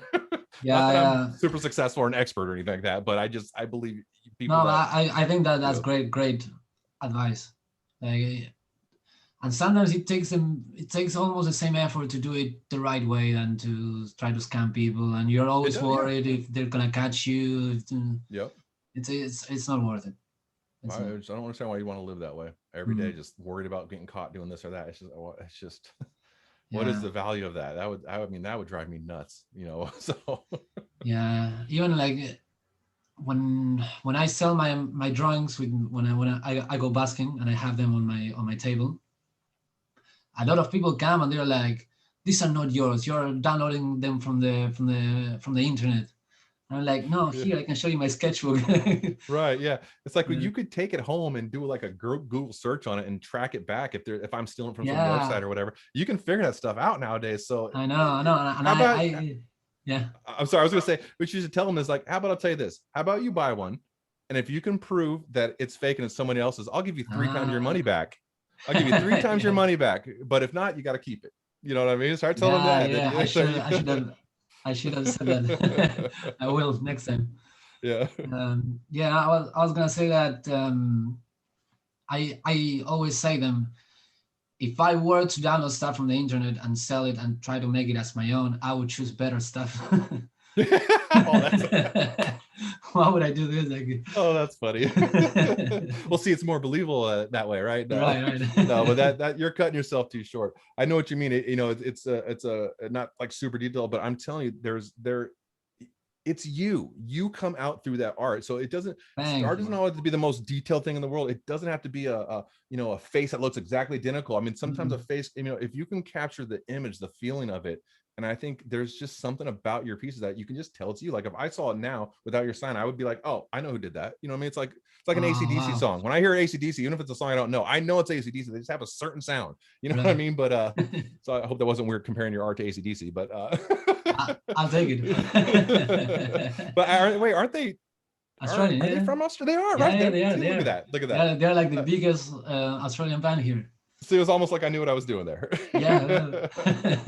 No, but it really does, man. Honestly, you come through with it, and it's got such a friendly vibe to it. I'm telling you, whenever I see a new one on there, I miss them every once in a while, but I usually see them, and whenever I do, I always turn the computer and say, "Hey, here's this new one," because you're like our family friend. You're not just my friend. You're like my wife and my son's friend. My one son's too young, but my other son and my wife. You're like, so they know you. Yeah, they know your art. And I show them a new one. They're always happy. So yeah. No, you Yeah. influence people. You influence people more than you know, buddy. I promise you, Wow. Joe. Thank you. Thank Yeah, you. for sure. Yeah. If you look at my sketchbooks, there's a clear moment where my art changed. Oh, Yeah. When I first started, Asked Crowley from Torum. He does the Crypto Girls. oh, okay, yeah, yeah, Yeah. yep. Yeah. Well, I met him in real life, and he was a professional freelance illustrator. Hmm. He's been doing it for a lot of years, and Yeah, I stuff's grabbed good. his sketch when I was like, wow. Yeah. So I was like, please teach me. And he started teaching me, and he also started teaching me how to use the freelancer job, how to Oh, find job as a freelancer. awesome. Yeah, so when I first started, I wanted to be an illustrator, a professional freelancer illustrator. So I was trying to learn how to draw in a way that I thought other people would hire me Right. to draw. So it's very different than what I do now. And it wasn't until I came to Australia and I started busking that I said, well, I don't care about making money with my art anymore because I can make money playing music on the streets. So I'm just gonna draw for fun, and I'm just gonna do my thing. Yeah. And that's when my art completely changed. Wow. And And it's like you probably are getting a better response from it now because it's I like am. it's you. I'm telling Yes. you, that's the thing. You got to put yourself into what you do. It makes a Yeah, yeah, difference. I think You're so. constantly trying to be something that you see or an idea you have in your head or what you think you need to be to impress this person. Whatever you're Yeah. seeing that you're trying to copy, they've already done that. You know what I Mm. mean? Whatever you're Yeah, copying yeah. has already been done. And the one thing that no one can copy is what's inside you. I know it sounds crazy to think out of 7 billion people, almost 8 billion people or whatever in this planet, uh, you would think that, and while there's certain things that yes, you look at other countries and I go, man, that dude looks just like me. What the hell? I mean, like there's stuff that happens like that all the time, but I mean, we're all so complex and different. It's like if you put yourself into your art or what you do or what you're doing, nobody else in the world can do that. Nobody else Yeah. in the world can put you into it. Only you can put you into it. So you have that advantage over everybody. You just got to have a little more confidence in yourself. And believe me, and I'm talking to myself here as I'm saying this too. Of This course, is of not course, of course. because Yeah, I need there's times where I'm in a rut and I go down and I'm just, you know what I mean? So there was a did I cut you off from a point you were making? I'm sorry, dude. I do this all no, the no, time. no. Okay. That was it. I Okay. just wanted to, show this switch in mentality made me switch Yeah. my art style as well. It was so what I was and we were kind of talking about uh saying motivated and being Mm. passionate about it. And there was this book my mom gave me when I was younger, by Zig Ziglar. I think it was called Up, Up, Up. Oh, I love him. Yeah, And yeah. okay, so now at the time that she gave it to me, my mindset wasn't in the right frame of mind to read a self-help book. I Mm. was more in the frame of mind that, wait a minute, isn't going to the store and buying a self-help book kind of defeating the whole purpose, right? Right. You're writing a book for self-help, well then aren't you trying to, you need to self-help yourself, not buy a book. No, but so that's a funny joke I heard a long time ago. Yeah, But yeah. so I really wasn't in that frame of mind, so I didn't really, the book didn't stay with me like it probably would if I read it now. Mm. However, one thing did, there's one line that I always remember from it that he had in there, and I hope it was that book. It was definitely Zig Ziglar. So if it wasn't that book, it was another one. But Mm. it was definitely him. And he said, oh God, see, I'm gonna mess it up now. Give me a second here. Motivation is like bathing. It doesn't last. That's why we recommend it daily. Okay. And I thought that's heavy, man. It Yeah, really yeah. stayed with me because it's like you can get passionate about something and you lose that passion. You feel like, God, I don't feel the same way I did it. And it feels like that feeling's never going to come back again. Mm. Like that energy, that passion I had to do it. It's like when you go through those days, those times where you don't have it, it feels like that's it. I lost it. It's Yeah, done, it's and gone. it can really, it's depressing, and Mm. so finding ways to motivate yourself is so important. And I'm learning that as I've gotten older now and taking this whole new direction with where I'm going, because I've been very motivated to do this stuff, but I'm going through those times, those days where I'm just like, I just don't have the energy to respond to this, to do this, to get this going, to make sure this is going. Oh, I got to Yeah. finish this one, this piece. Oh, we're supposed to get this. We're supposed to read about, we're trying to do all Mm. this stuff. And it's just, plus raising the kids and, teaching I'm homeschooling the boys, well, my one's too young to homeschool yet, the other one. And so it's just a lot to try to do. But so my main point is, if anyone's watching this, is if you go through that time or those ruts, don't worry, it will come back. It will come back to you. You're going to have those times where it's not there, but it will come back to you. Try to find things that motivate you, whether it's some of the old videos you watch, rewatch some old videos, talk to an old Mm. friend, do something that you did before that motivates you. Think about why you got passionate about it and try to get in that frame of mind again. And if it doesn't happen right away, that's okay. It will come back. It will. Yeah. Because you'll see a new video or a new article will come out, something, and it's just like, oh, I never thought of that. And it just sparks you a little bit like, oh, Yeah. so Sometimes it takes one thing and boom, you're back. you're right back in it. Yep, Yeah. absolutely. Yeah. I remember one time I was with my girlfriend and she said one line and I jumped. I grabbed my guitar quickly and just played a whole song from scratch just with that one line. Like It just inspired you. Yeah. Sometimes Amazing. it only takes one thing and it can come from anywhere. If you're open, inspiration can come from anything. It's very unpredictable. So do you ever do this where you're trying to go to sleep and you just get an idea that you have to like grab your phone out and put a little note in your phone? Yeah. It's like, I don't want to do it because I know it's going to wake me up and get me back in the wake state and it's going to take forever to fall asleep. But I think every time I've thought I'll remember this tomorrow, I forget about it. What was that thing I was thinking about last night? So if you that's another lesson. If you come with a good idea, write it down somewhere. Don't think I'll think about it later. Write it down somewhere because you will forget about it. And then you see it later, like, oh yeah, and you go back to that. So that's another, that's a good suggestion to people too, is to, go on your phone. There's, depending on what phone you have, there's a place for notes or whatever, notebook or whatever, different things where you can put your notes. Start a little folder or a little thing of notes, and just whenever you get an idea, write it down. Even if it's a simple idea like, I want to start working on NFTs. I want to learn more about NFTs. Just write that down. And it's weird that the process of writing something down, even more if you do it on paper. You take a pen and a paper and write it down. It's different. It's even different than putting it in your phone. So I would even suggest that, like write it down, and like if you're trying to learn something, write a definition down. And I don't know why I'm showing, like, people don't know what writing means, but yeah, this is writing. If you don't know what writing means, do this. No, but write it down. It's just, it goes into your brain differently. What's that? First, you need to learn how to write. Yes. Second, write ideas. Some people are watching going, what's writing? It's like, okay, well, if you're saying that, you're in trouble. But yeah, true. No, I actually had a little book when I was first starting with basking and everything, and I was very overwhelmed. I had a book and I had a little calendar on the first page, and I'd say, okay, I'm gonna write between 1 and 3 ideas on stuff I can do with my art, and I'm gonna cross the day in the calendar when I do.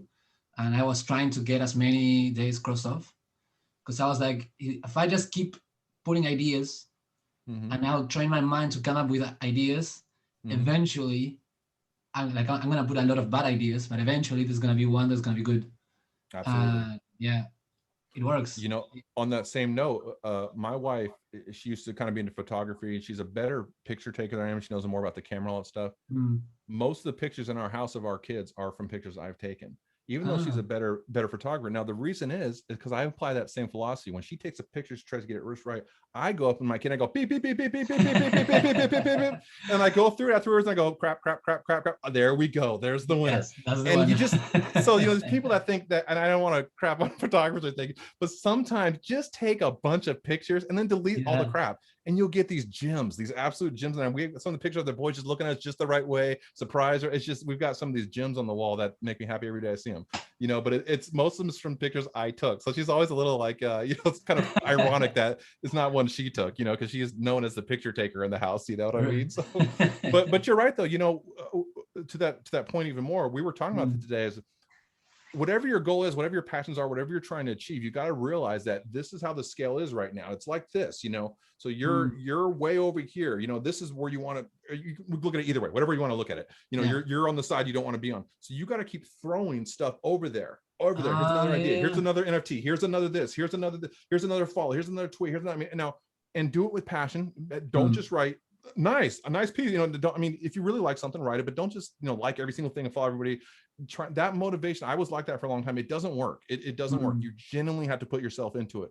But keep putting yourself into it and throwing, and that thing slowly, at least this is what I hope, and this is my plan for the future. I hope that I'm going to keep putting stuff in there, and hopefully that'll eventually start going. And then once I get to that point where it flips like this, then it can snowball where it goes whoop, really fast. Right. So the hardest part, this is the part that takes forever, is getting it to even out with this part, or to get even close. But if you keep going every day for years on end, eventually that passion is going to find enough people and find enough ears and enough eyes to weigh this side down enough to get you where you're trying to get. And this is my hope. I can't say I'm speaking from success, but this is my hope, and Yeah. No, I'm hoping this is where we're gonna go. Yeah, I never thought of it like that, but it makes a lot of sense to me at Yeah, least. just do a little bit every day, just a Yeah. little bit every day, get a little bit closer every day, and one day Mm. hopefully we'll get there. Hopefully, To yeah. Lambos. No, I'm just kidding. Watch we'll come back and we'll redo this, our 1000th episode. We're both gonna be in Lambos doing it. No. We're gonna be racing. Yeah. I think about that. I don't even know even if I had millions of dollars, I could not see buying a $300,000-$400,000. I just don't. Maybe if it's a collectible or something you thought might go up in money and then you can sell it, or if you're really into cars and collecting, but just for an average person, I got a bunch of money now, I'm gonna buy a Lamborghini. It's like, what? Why? It's just weird. It's just to show off, and it's like, is it worth wasting that much money? I mean, wouldn't you rather get $70,000, you are getting an amazing vehicle. You don't need to, $50,000, you get an amazing vehicle. You don't have to spend $400,000 to get a crazy vehicle. And that's whatever's left over is you could be spending towards your passions, towards charity, towards whatever, something that's a little more beneficial to the world, Yeah, true. I remember I worked for what's it called? Multi-level marketing. What's the MLM?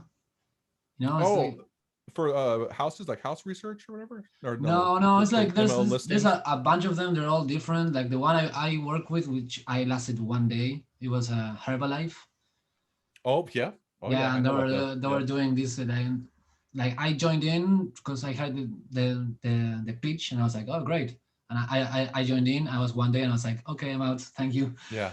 It's like isn't it a pyramid scheme? I don't want to get sued or anything. So okay, that's what I thought. Yeah. Okay. And it was funny because the guy that was running that area of the thing, he had all these pictures of cars, and like his board of his goals, and they were all cars. And I was like, that as soon as I saw that, I was like, oh, I don't know about this. Yeah.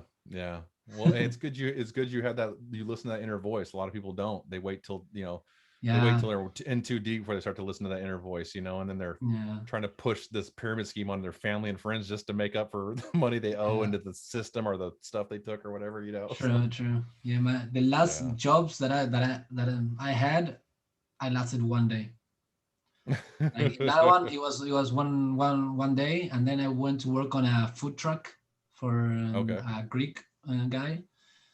And I started, and it was going well. And as soon as he started getting a little busy, he started getting like very agitated and started shouting and stuff. And I was like, whoa, like if you talk to me like this won't work. Yeah. And he started saying like, oh, this is nothing. If you don't like this, you should go now. And I was like, okay. And I took my stuff out. I left. He's like, wait, no, you're not supposed to actually do it. I know. I was like, what? And I was like, goodbye. I don't need this. I'm gonna play guitar outside. Yeah, exactly. Well, that's the best way to tell someone's true spirit and who they are is how they act under pressure and when they get really emotional, and they actually say that if you're with a girl or guy or somebody you're trying to think about taking that next level is to do challenges with them, do things that where you're both going to get frustrated, because then you can see how each other reacts to each other, and how you act in times of pressure, and does the guy or the girl all of a sudden start calling you names and you're like, wow, they never did that before, it's like do some things that are going to challenge each other and where you might get a little mad at each other. It's good to do that, to kind of test each other a little bit, because in life you'll definitely go through moments where it's going to be challenging, so it's good to know that you can count on someone in those moments. For sure. Yeah, I know. It's having a good rock to depend on is there's nothing like it. It's for sure. Yeah. Another thing that I wanted to ask you is about that website, Trippy Cards. Trippy trading cards. Yep. Yeah. So what is that? So what I'm doing there is, I've been debating back and forth whether or not to try to pretend and not tell people what I'm trying to do there, or just kind of let people in on the joke.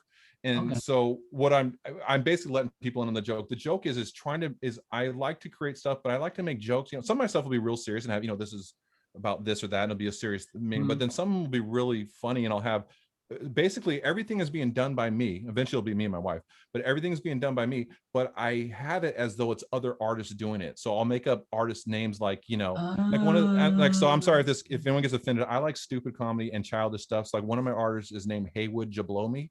You know what I mean? So okay, so listen, if you're not into that kind of I get you, but I debate. I went back and forth when I started to do the NFT thing, and I thought, okay, it'd probably be better if I went real serious with it and tried to be like this serious artist and don't tell much about myself, because that's what people are more attracted to. And what's the message he's trying to say and all this kind of stuff. And I thought, you know what, I might have a chance to be more successful if I went that way, but I will, like we were talking about earlier, I will not be happy. I want to do what's in me, and what's in me is to be silly, to be stupid. That's what's in me. I love to joke around.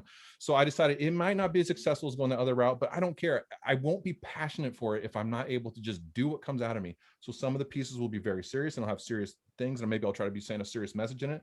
Other pieces will just be, like the Bitcoin tree that I did, and it's all bleeding and the blood's on the ground by the Bitcoin thing. It's just kind of like how like this tree of is my message for that. It's just how great it can be, but also it's also can suck so bad. You know what I mean? So, some of the stuff I do have a serious message in it, and then other stuff is just completely joking and everything like that. So the website is where you can go to see the gallery, see what I post, see when another post is coming, sign up on the content. It's just a normal website to meet or not to meet, to see what's going on and what I'm posting. And then I've also got an explanations section in there. So as I get further in, I'll be able to explain what each series is about, what our goal is, how many. I really want to get detailed with it, like let you know the name of it, how many pieces are in here. So I want, because the one thing about Wax and Atomic Hub is I love it, but you can tell it was designed, and I mean this in the most best way when I say this. I genuinely mean this, but it was designed by nerds.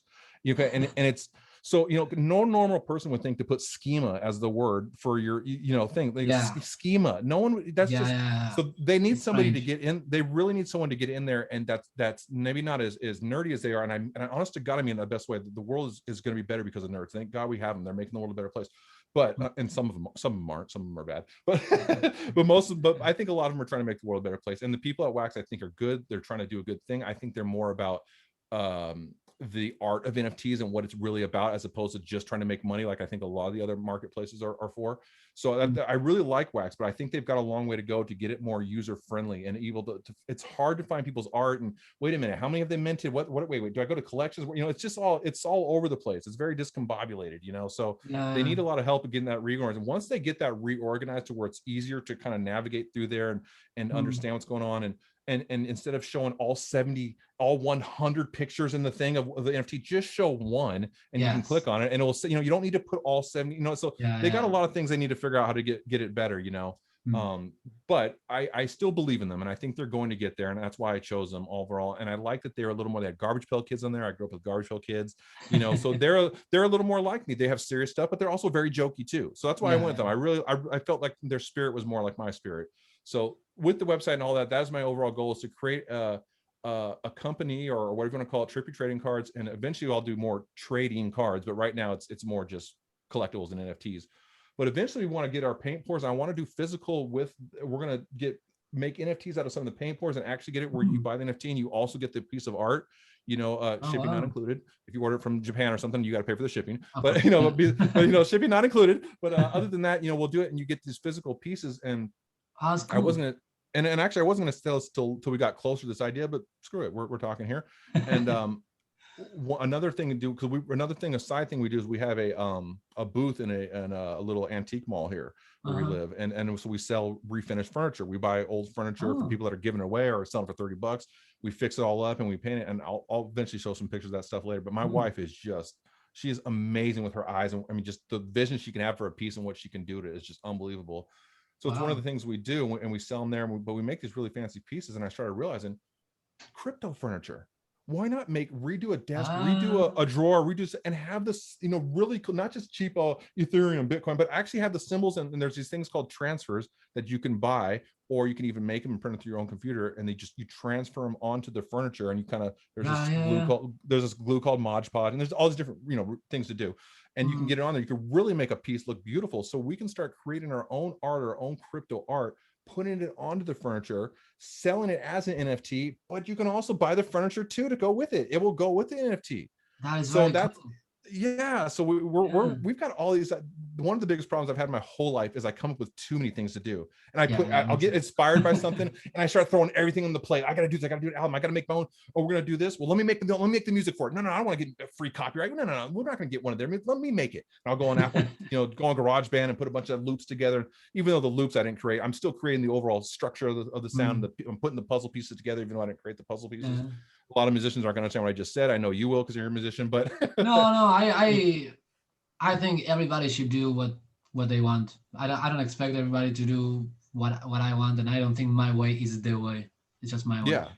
Yeah, and we're all learning. We're all learning and trying to figure it all out. And I listen to these podcasts about NFTs, and some people say, no, you should only do one of one. Every piece should be one of one. Don't ever do a series that's just and scarcity, this and that, and it's all these things. And it's like, I understand what they're saying, but I don't want to say my goal is not to be successful. My goal is to be successful, but my goal isn't to be just like, I don't know how to put it. I don't want to say my goal is not to be Beeple, because I'm that's not my goal. But I'm not saying I wouldn't want to sell a Beeple for $60 million. I'm not saying I wouldn't do that. Or I wouldn't be happy if that happened. But that's not my main goal. My main goal is to really enjoy what I'm doing and try to make enough money to get by enjoying what I'm doing, because so you can keep that's the life right there, man. Yeah. If you can, we were talking earlier when I was in the band, they always say about making millions and getting signed and being famous. I said, man, if we get to a point where someone sets up our gear and takes down our gear, we've made it. I hate setting up the gear, taking the amp down, getting all the chords, helping the drummer get all this crap out of the car, setting the drums up. I mean, you set up, you play real quick, and you break everything down. I hated the setting up and breaking down. I just wanted to walk on there and play. You know what I mean? So I said, and we never did get to that point. But I said, if we ever got to the point where we had roadies that we could afford to pay, to me, I would be like, we made it. That's where I'm at now, man. If we can get to the point where we can just live doing what we want to do, I made it. Yeah, for sure. So But so how? So I know have you been drawing longer or into art longer, or have you been playing music longer? No, I've been playing music way longer. That's what I thought. Okay, yeah. Yeah, I started drawing when I turned 26. I am 32 now, so it's not too long ago. It's 6 years. Yeah. But when I started drawing, I went like deep into it. Yeah. I was drawing probably 8 hours a day, every day. Wow. For a couple of months I didn't have any job. I was just drawing all day. And when I did have a job, I used to wake up a couple hours earlier. Like it was still dark. I would make like a big coffee. I would just draw until I had to go to work, and then I would come back and I would draw as well. And while you're at work, you're thinking about your drawings all day. Yeah. And one time, my friend asked Crowley from Toronto. He got me in touch with his teacher, and his teacher was a very famous comic book artist in Argentina. Oh, cool. He was very, very well known, and I took some lessons with him personally. Wow. It was me and one other friend, and my other friend was drawing since he was younger. He was a kid, so he was really good. And I was like starting out. It was my first year. But my teacher, who he was a very important figure. I have one of his books here. He's amazing. He told me like, I never had anyone that worked as hard as you. Like, wow. Every week I would bring him like a stack of paper, really thick. Wow. Yeah. And he even one time he was like, I want your sketchbook so I can show it to the class that I give in college. Because I wanted to show people like, this is how much drawings you need to do in order to. Right. That's a huge compliment right there. Yeah. That was to hear him say it. It was really very. So you've been kind of.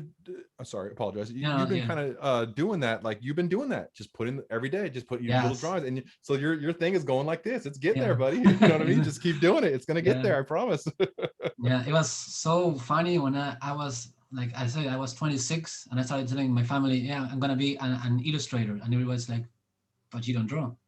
Like, no, but I learned. And they're like, but you never drawn. Yeah. Like, well, I had the same experience when I told my family I wanted to be a gynecologist, but that's another story. I'm joking. I never wanted to be a gynecologist. As you can see, I like dumb jokes, so sorry about that. No, I said, you don't know anything about that. I said, oh, I'll learn. No. My wife's gonna kill me if she watches this later. But well, that's cool. Yeah, So you just been just stacking them. How long would you say you draw now per day? I'm sure it changes, some days and this and that, but on average, what you draw, an hour, 2 hours a day, or do No, you? now it's less, yes, because before I used to do like a lot of practice drawings. I used to Mhm. like draw like in a paper. I would draw all the poses a ton of times, and it would all You be draw, what was that? practice. You draw Yes, the what? the poses, Oh, okay, the gotcha. Yep, character yep. and poses. Right. And when I make the switch, when I told you that I started making money with busking, so I stopped trying to make money with my art and I just started having fun. Then I started, instead of practicing so much, I would just be I was gonna make things. I was gonna make drawings. I'm gonna improve just by making lots of them. So now I don't draw as much as I used to, but every drawing I make is to either to make it now into NFTs or before just making books. I Hmm. have a ton of books that I made, children's books, Oh, cool. Oh, that's and cool. I started a bunch of comics that I haven't finished yet. Yeah. But yeah, now I try to make every drawing for something and not just to practice. Before it Okay. was all of it was just practice. Right, Like right.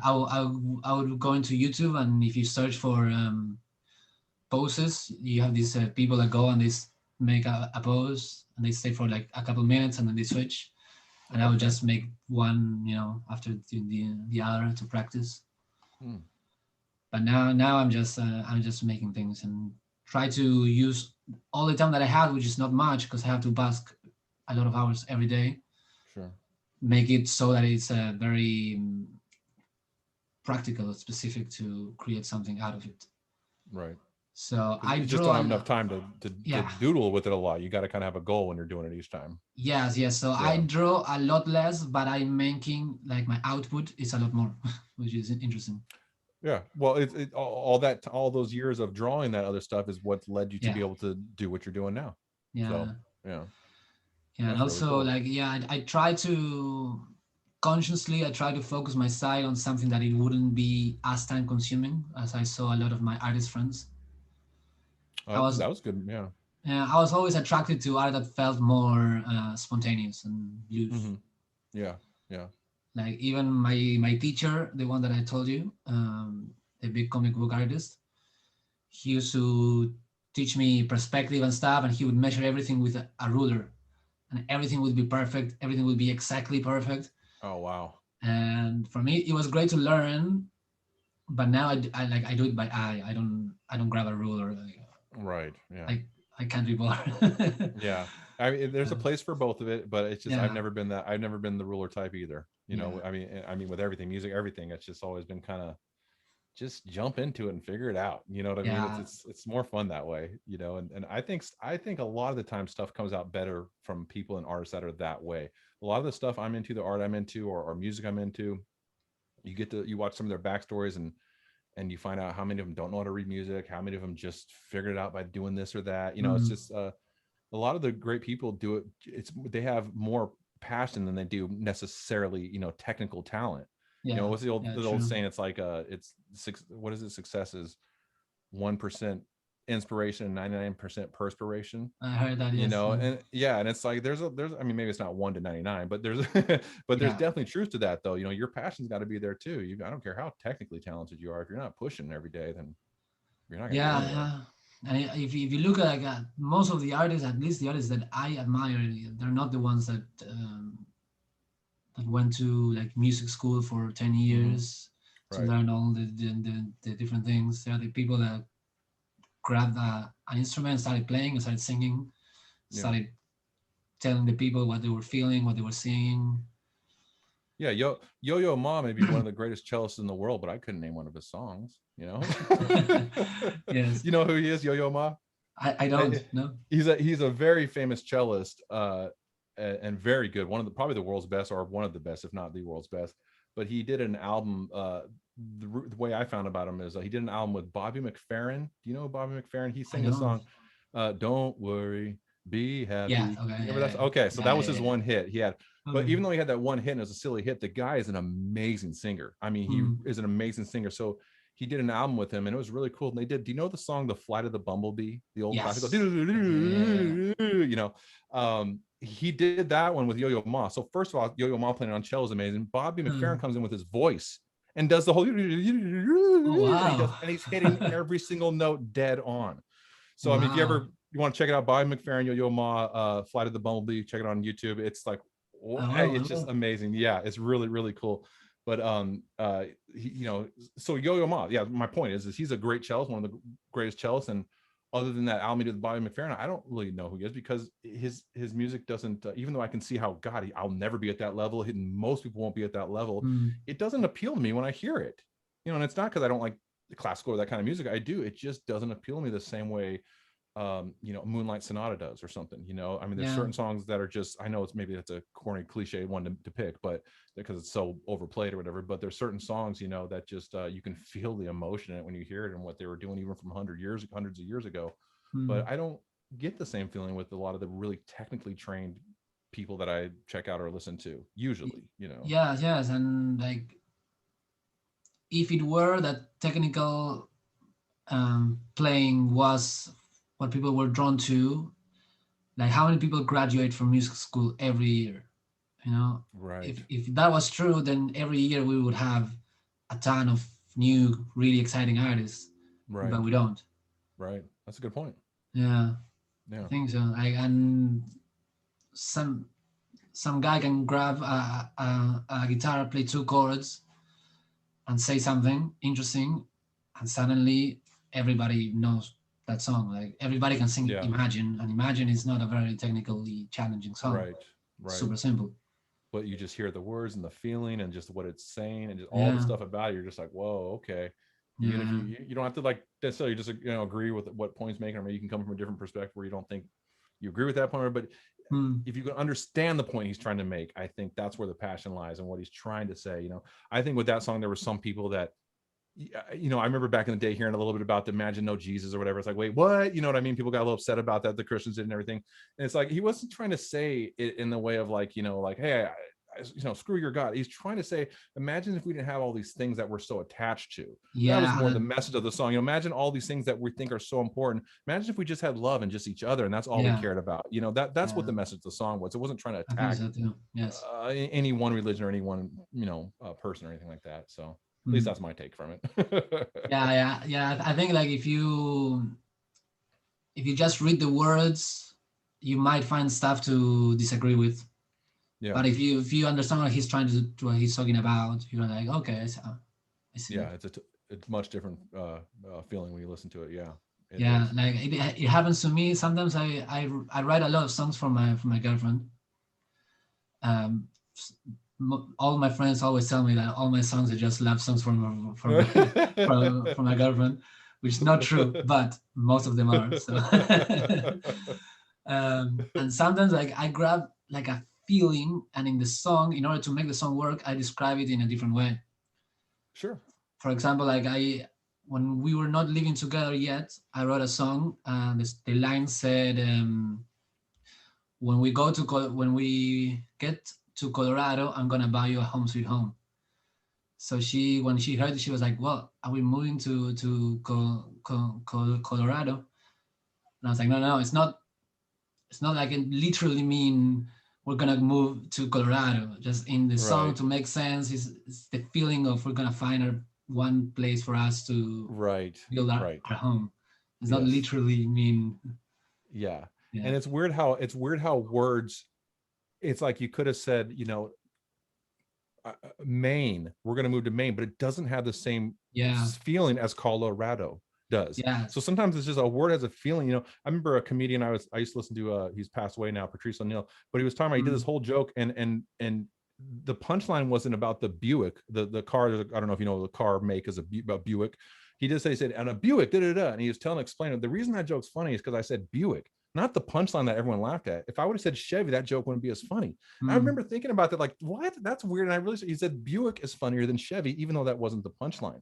And right, it really was like, whoa, you know, it really opened my mind. Like sometimes you can find a feeling within something or a word or a phrase or how many syllables it has in it. And it's not the exact literal meaning. It's just, there's a feeling to it that you're trying to present. yeah, that's what's great about art and music is you Yeah, know, I true. listen to songs all the time, and then when I look up what the real meaning is, I'm like, wait, what? Well, that's not how I've been working out to the song for years, and he was talking about this. Oh my god, you know, it's like, it's like, I you know, know, I I know. don't have, because we all identify with our own whatever's going on in our lives when we hear the songs, you know. Yeah, yeah. I wrote a song once right before when I was leaving United States. I was coming to Australia, and the song was about. It was like I was going through a very like a bad time. Like I was very into a girl, and one of my best friends, they got together with the girl that Mm, I was hang out with. So I wrote this song about like heartbreak, but I wrote it with a upbeat rhythm right. and with a like a the melody is like like almost not to dance but almost. Right, right, So when I play it, a lot of people think that it's a happy song, but if you right. listen to the words, it's like, oh no, actually. Yeah, I love stuff like that. I love Yeah. stuff like that. Yeah, that's kind of who's the guy that's really good at writing those kind of songs that they sound kind of happy, but they have a lot of was it Paul, not Paul Newman, oh, Randy Newman, you know, the Randy piano Newman, player. Yeah, yeah, he's always got really funny songs, and they like sound kind of funny, and you listen to him like, wait, that's actually kind of deep what he's saying right there, you know what I mean? yeah, He's a good lyricist if anyone ever checks him out. But yeah, yeah, no, I agree, man. Having the feeling and you know, having the emotion in what you do, it's going to make all the difference in the world. And not only mm, that, you know, it's gonna, I think you'll be more fulfilled, you know, yes, by yeah, doing it that way. sure. You'll feel more happy about your life by doing it that way, and you go, well, at least I'm doing what I love, and I'm doing something that is affecting people and they're enjoying it, and you know, it's a kind of a symbiotic relationship or whatever. And you know, I think all in all will be happier than constantly chasing that golden ceiling all the time. You know, it's just like, and then Yeah, because if that's your whole life, then you get there and it's like, okay, I'm at the golden ceiling now, but you know, I don't have anyone that loves me, I don't have this or that, you know, it's like you don't really have relationships and people that, you know, you can depend on. And mm, I mean, truly depend on. I think that's one of the probably the curses of becoming really rich is it's got to be hard to know who you can trust, because yeah, everyone's trying to get at you and trying to, you know, ride off your coattails or get something mm, from you. You know, it's hard to know, you know, who you can really trust. If you were to, the more successful you get, yes, I imagine it's harder to keep those bad wolves at bay, you know.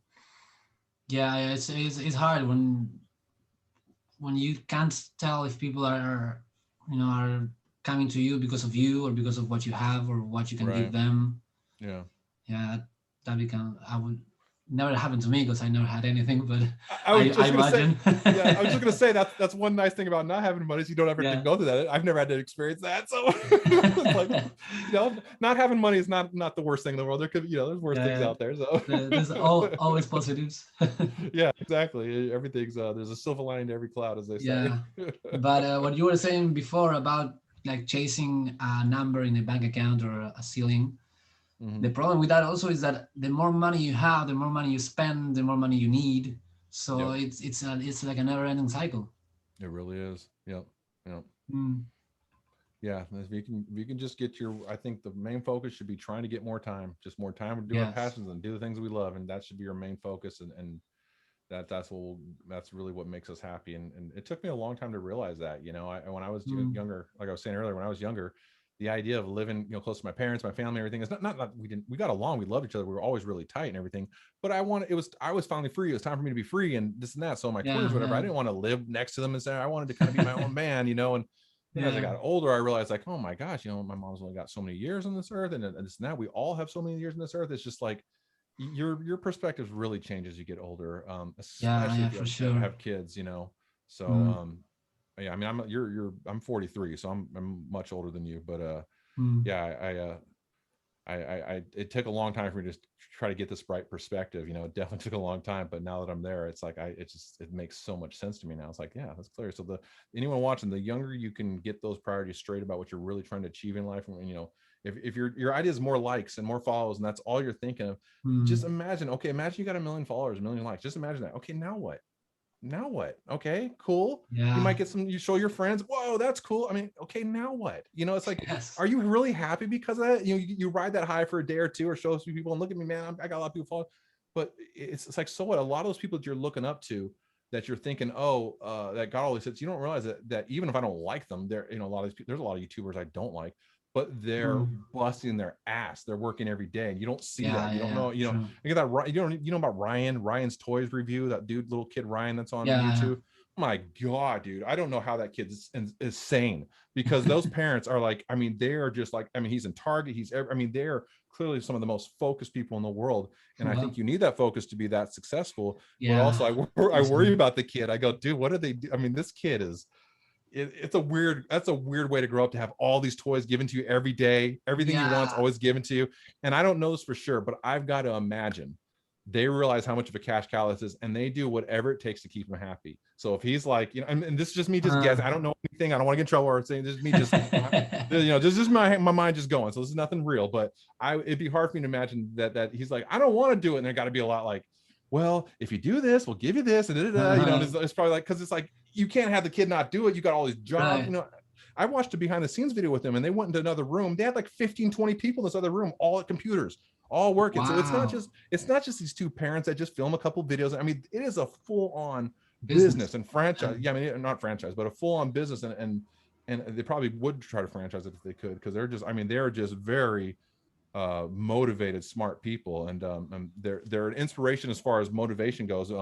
I don't know Mm. if what they're doing is going to be good for the kid. I don't know. Yeah, Maybe it's like watch this a here. psychological experiment almost. Like It is. It really is. And it could turn out. It could really build him up to where he learns things earlier and learns how to handle people earlier. It could be a Mm. positive thing. I don't know, but it would seem like there'd be a lot of negatives to it. I would Yeah, think. I would think. I don't know for sure, but yeah, I it's would a think. very unusual life for a kid to have. Yeah, to just have everything, handed to you. It's like Will Smith's Mm. kids and stuff.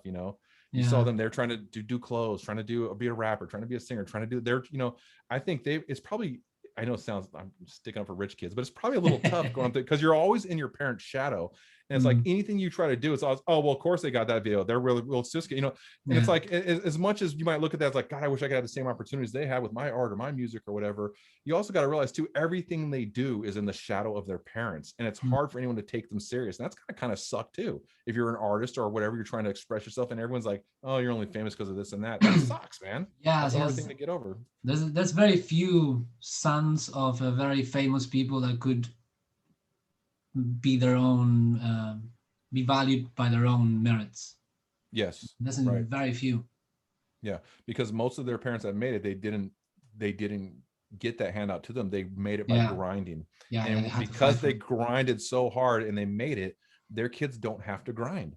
You Mm. know what I mean? They don't have to grind every day. So it's going to raise them in a different mindset than what the parents were in. And it's just, you can't expect them to have that same drive, at least not in the same exact way that you do, for the same things. Or I shouldn't say you can't expect them to. You shouldn't be surprised if they don't. Mm. But yeah. But at the same time, like I say, it's a problem. It's a problem I'd still like to try to have one day and see. I wouldn't mind having friends. I'd like to see how I handle it. Don't get me wrong, but all these things we're saying is right, but that doesn't mean I wouldn't still like to try to test myself out and see how well I do. Yeah. At least just to see how it feels. Yeah, but in all sincerity, though, having a little bit of money to me, for like health things, that's the biggest thing. Yeah. If you get a bad health thing or something and you don't have insurance, or your insurance doesn't cover everything, I mean, it could bankrupt you for the rest of your life. So Yeah. to me, I think that's kind of the main thing in my head, is making it, is just to have a little bit of, like, I don't think of, Lambos and stuff. I think I want to get a little better off, because I want to be able to not only help my kids and whatever their passions are, but I want to have a little bit of that relief. Like, I mean, obviously God could strike you down, nature, whatever you believe in, could take you out immediately, and we can't control that. But there's things that can happen that, if you're set up a little more financially, you certainly can get out of those situations a lot easier than if you weren't. Yeah. So For it's sure. it's it's an unfortunate tool that we have, but it's a very important and powerful tool that we use. And um so I don't think there's anything wrong with saying you're trying to get a little more successful and trying to get a little more where you can do the things you want to do. But at the same time, Yeah. just don't let your head get too big about it. Don't try to, Mm. don't look at all the bright lights and think that's the goal. That's not the goal. Yeah. Yeah. When I was trying to design my life, I would always be like, okay, I want like my 24-hour day to be something that I can enjoy, that I can replicate over and over, that I'm not gonna burn out, that I can keep getting better at it, and that I'm gonna produce things. Like, Yeah. I need to start drawing and finish it that same day, because otherwise, like, if it takes too long for me, I don't get as motivated, and then I Right. can't keep doing over and over. So I was like, okay, if I can be happy in 24 hours, I can do it over and over, and I can keep producing things and keep getting better. That's it. That's all I want. Yeah, for sure. Mm. Yeah, because you don't, like you said, you don't finish those ones, then it gets put over in this pile. And then Yeah. you can try this, and you don't finish, it gets put in this pile. And then pretty much the Yeah. stack of stuff, unfinished stuff, and you're like, if I would have took all that time and just finished, I could, maybe I wouldn't have 100. I'd only have 10, but they'd be done at least, Yeah. Yeah. right? So Yeah. I have I, that. I have so many artist friends that when I ask them, show me what you're up to, they send me like a bunch of sketches. I'm like, this is really cool, but show me something that's done. finished. And some Yeah. people, they just get stuck in the sketch, practice, get better, but Yeah. they're not Yeah. making anything that they can show or And I think some people, because I've went through this too, my wife, we went through this. I think sometimes you almost have this mental block because even though you want to do it, you're afraid to really put yourself out there. Yeah. And you might not even realize that's why you're doing that. You don't even realize that's what it is. But there's this thing of like, I'm not good enough. Like, I know I'm good. I know I could do this, but man, I see this over here. And oh my God, I know I can't, I'm not that good. I'm not like that. And you got to Yeah. realize you're not racing against every other artist out there. You're just racing against yourself. Yeah. You're the only one in the Yeah. race, just you. So just beat yourself every day a little more. Go a little further in that race every day a little bit, and just worry about racing yourself and getting a little further every day in that race against yourself. Because man, if you idolize or look to someone else that's this or that, it's just you're setting unnecessary goals. And like I say, I'm talking to myself because I did this for my 20s. I did this with my band.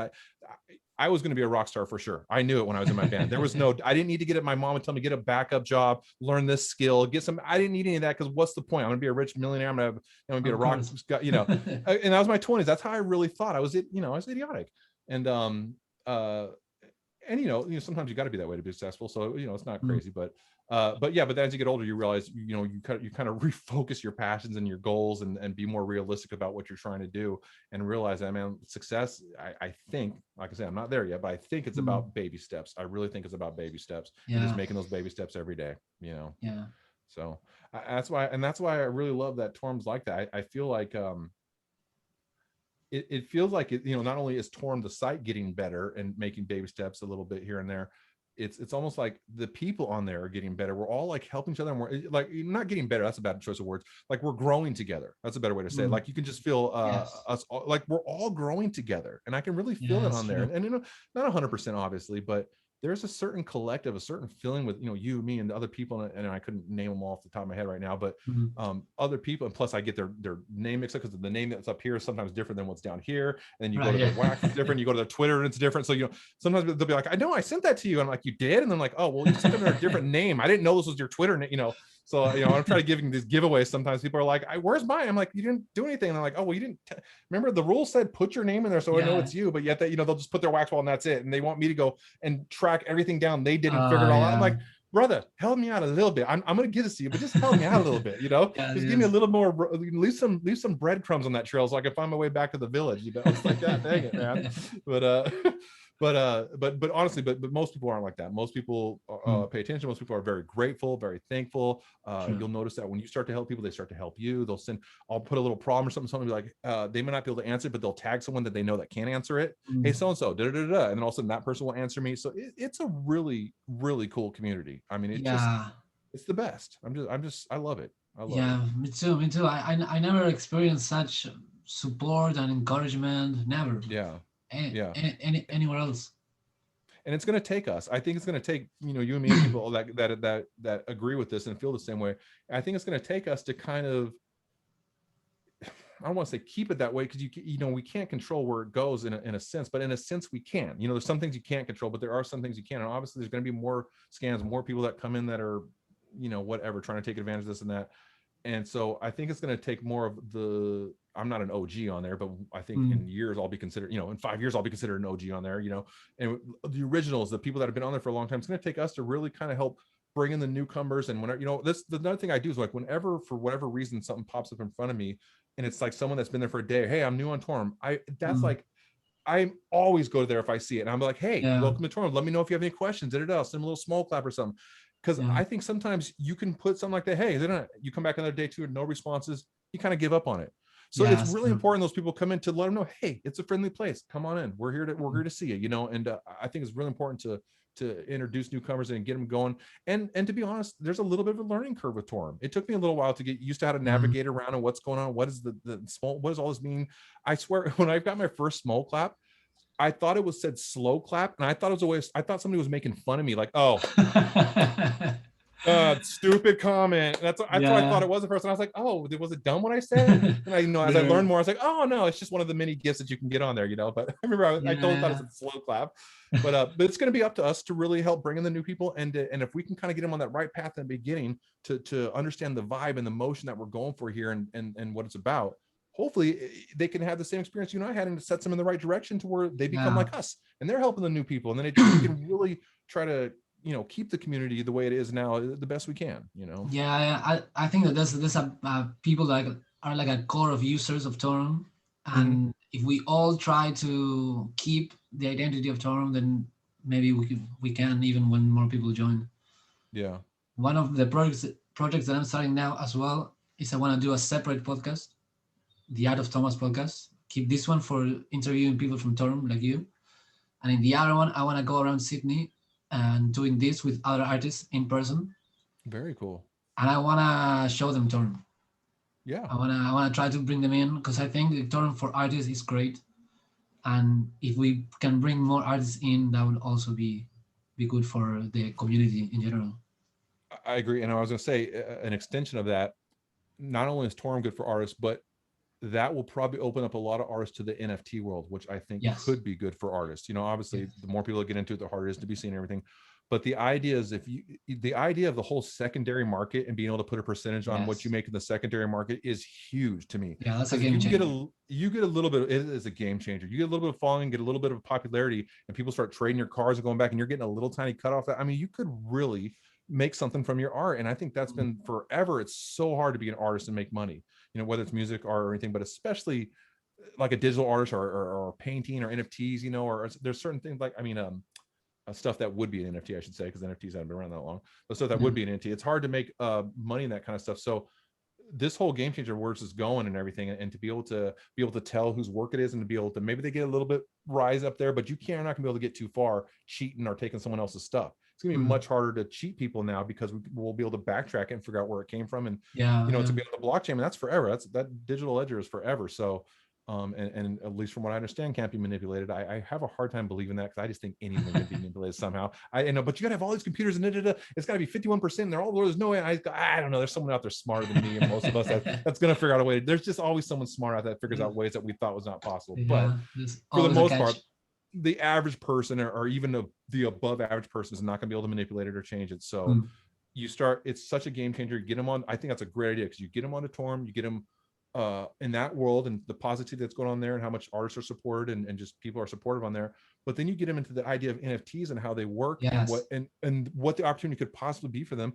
And they come on, and you help them, I help them, they help. We keep helping each other. It's like, dude, who knows what it could lead to? It could really get a lot of people that are passionate. And obviously, if they're not passionate, they're fake about it, we're not going to keep pushing them. But if they're passionate about what they're doing, they're really trying, and they're going for it, and they're in the community, then let's rise them up, and let's help pump them up. And man, we might be able to get something set up in the future where we're all kind of buying each other's stuff, and we're like making money up, and we're helping each other and growing. We really, as opposed to being like we're all competition, let's look at it as like, no, we're all on the same team. Let's just try to that water rise it for every ship.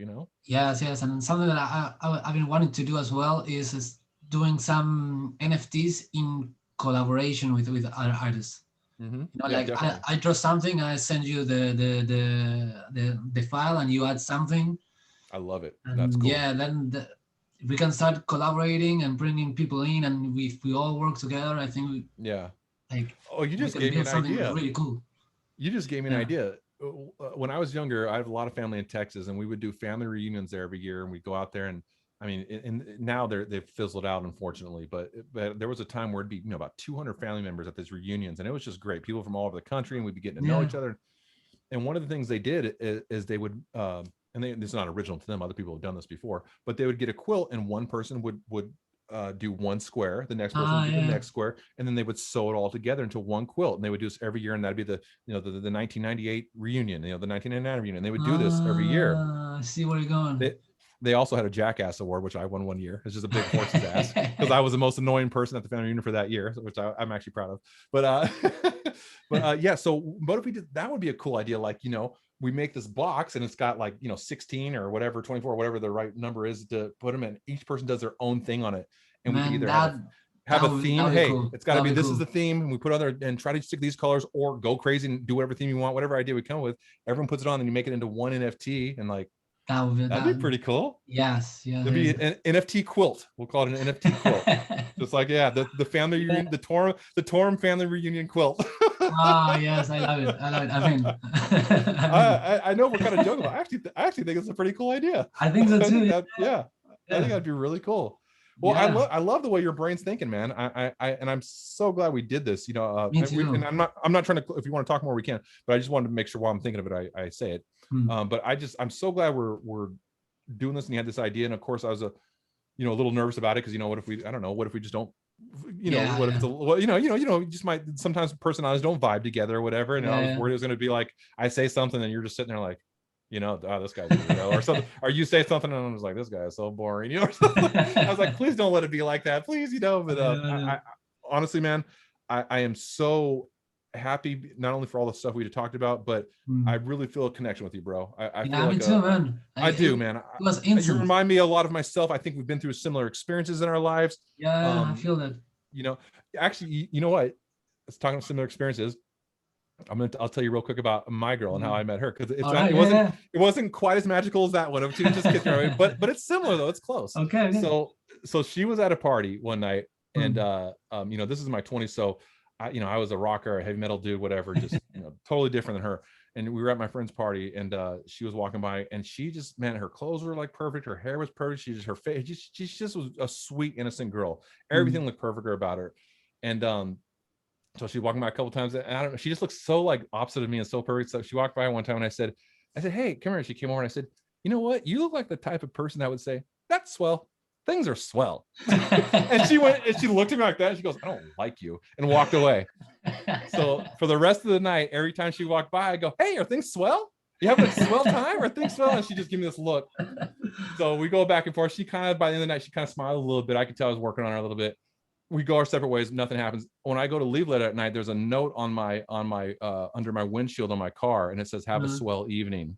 Have a swell evening, Erin." Her name's Erin.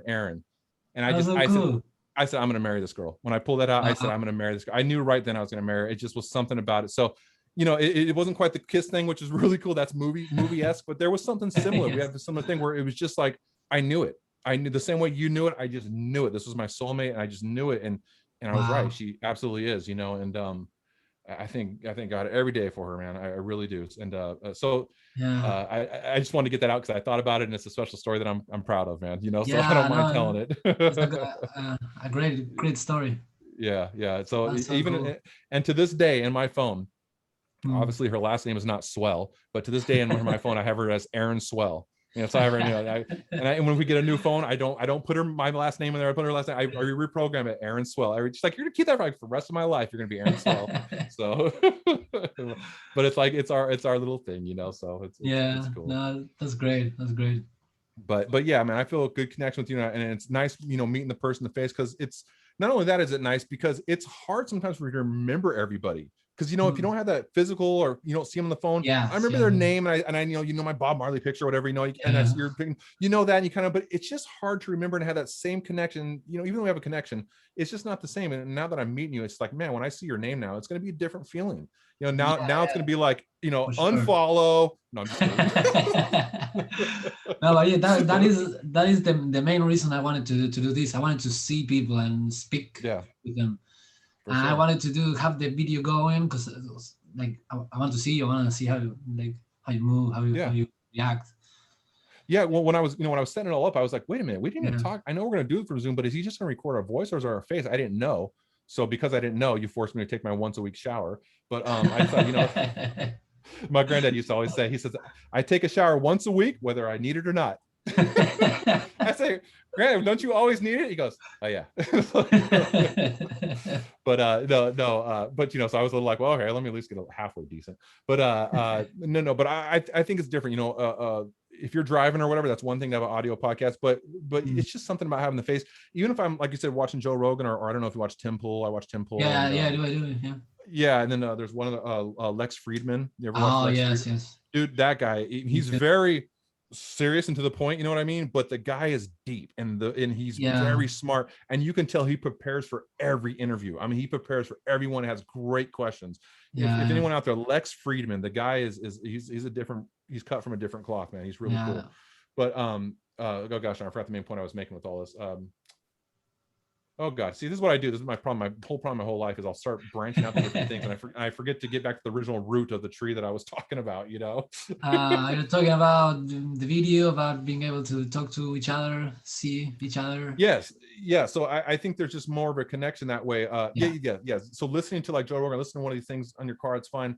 But there's something different when you can see the person's face, and like I'll be doing dishes or making dinner or something, and I have a podcast on. Even though I'm not looking at it, every once in a while I'll glance over it, Yeah, and yeah, there's me just a too. different connection seeing the person's face, and they laugh about something. You look over and you just feel like you connect more than when you're just listening to it. It's not the same. It's It's really true. not. Yeah, So I think any chance you can do the video, if the person's willing to do it, it's more entertaining. It's better to watch, and like I said, you can see people's facial cues and understand their.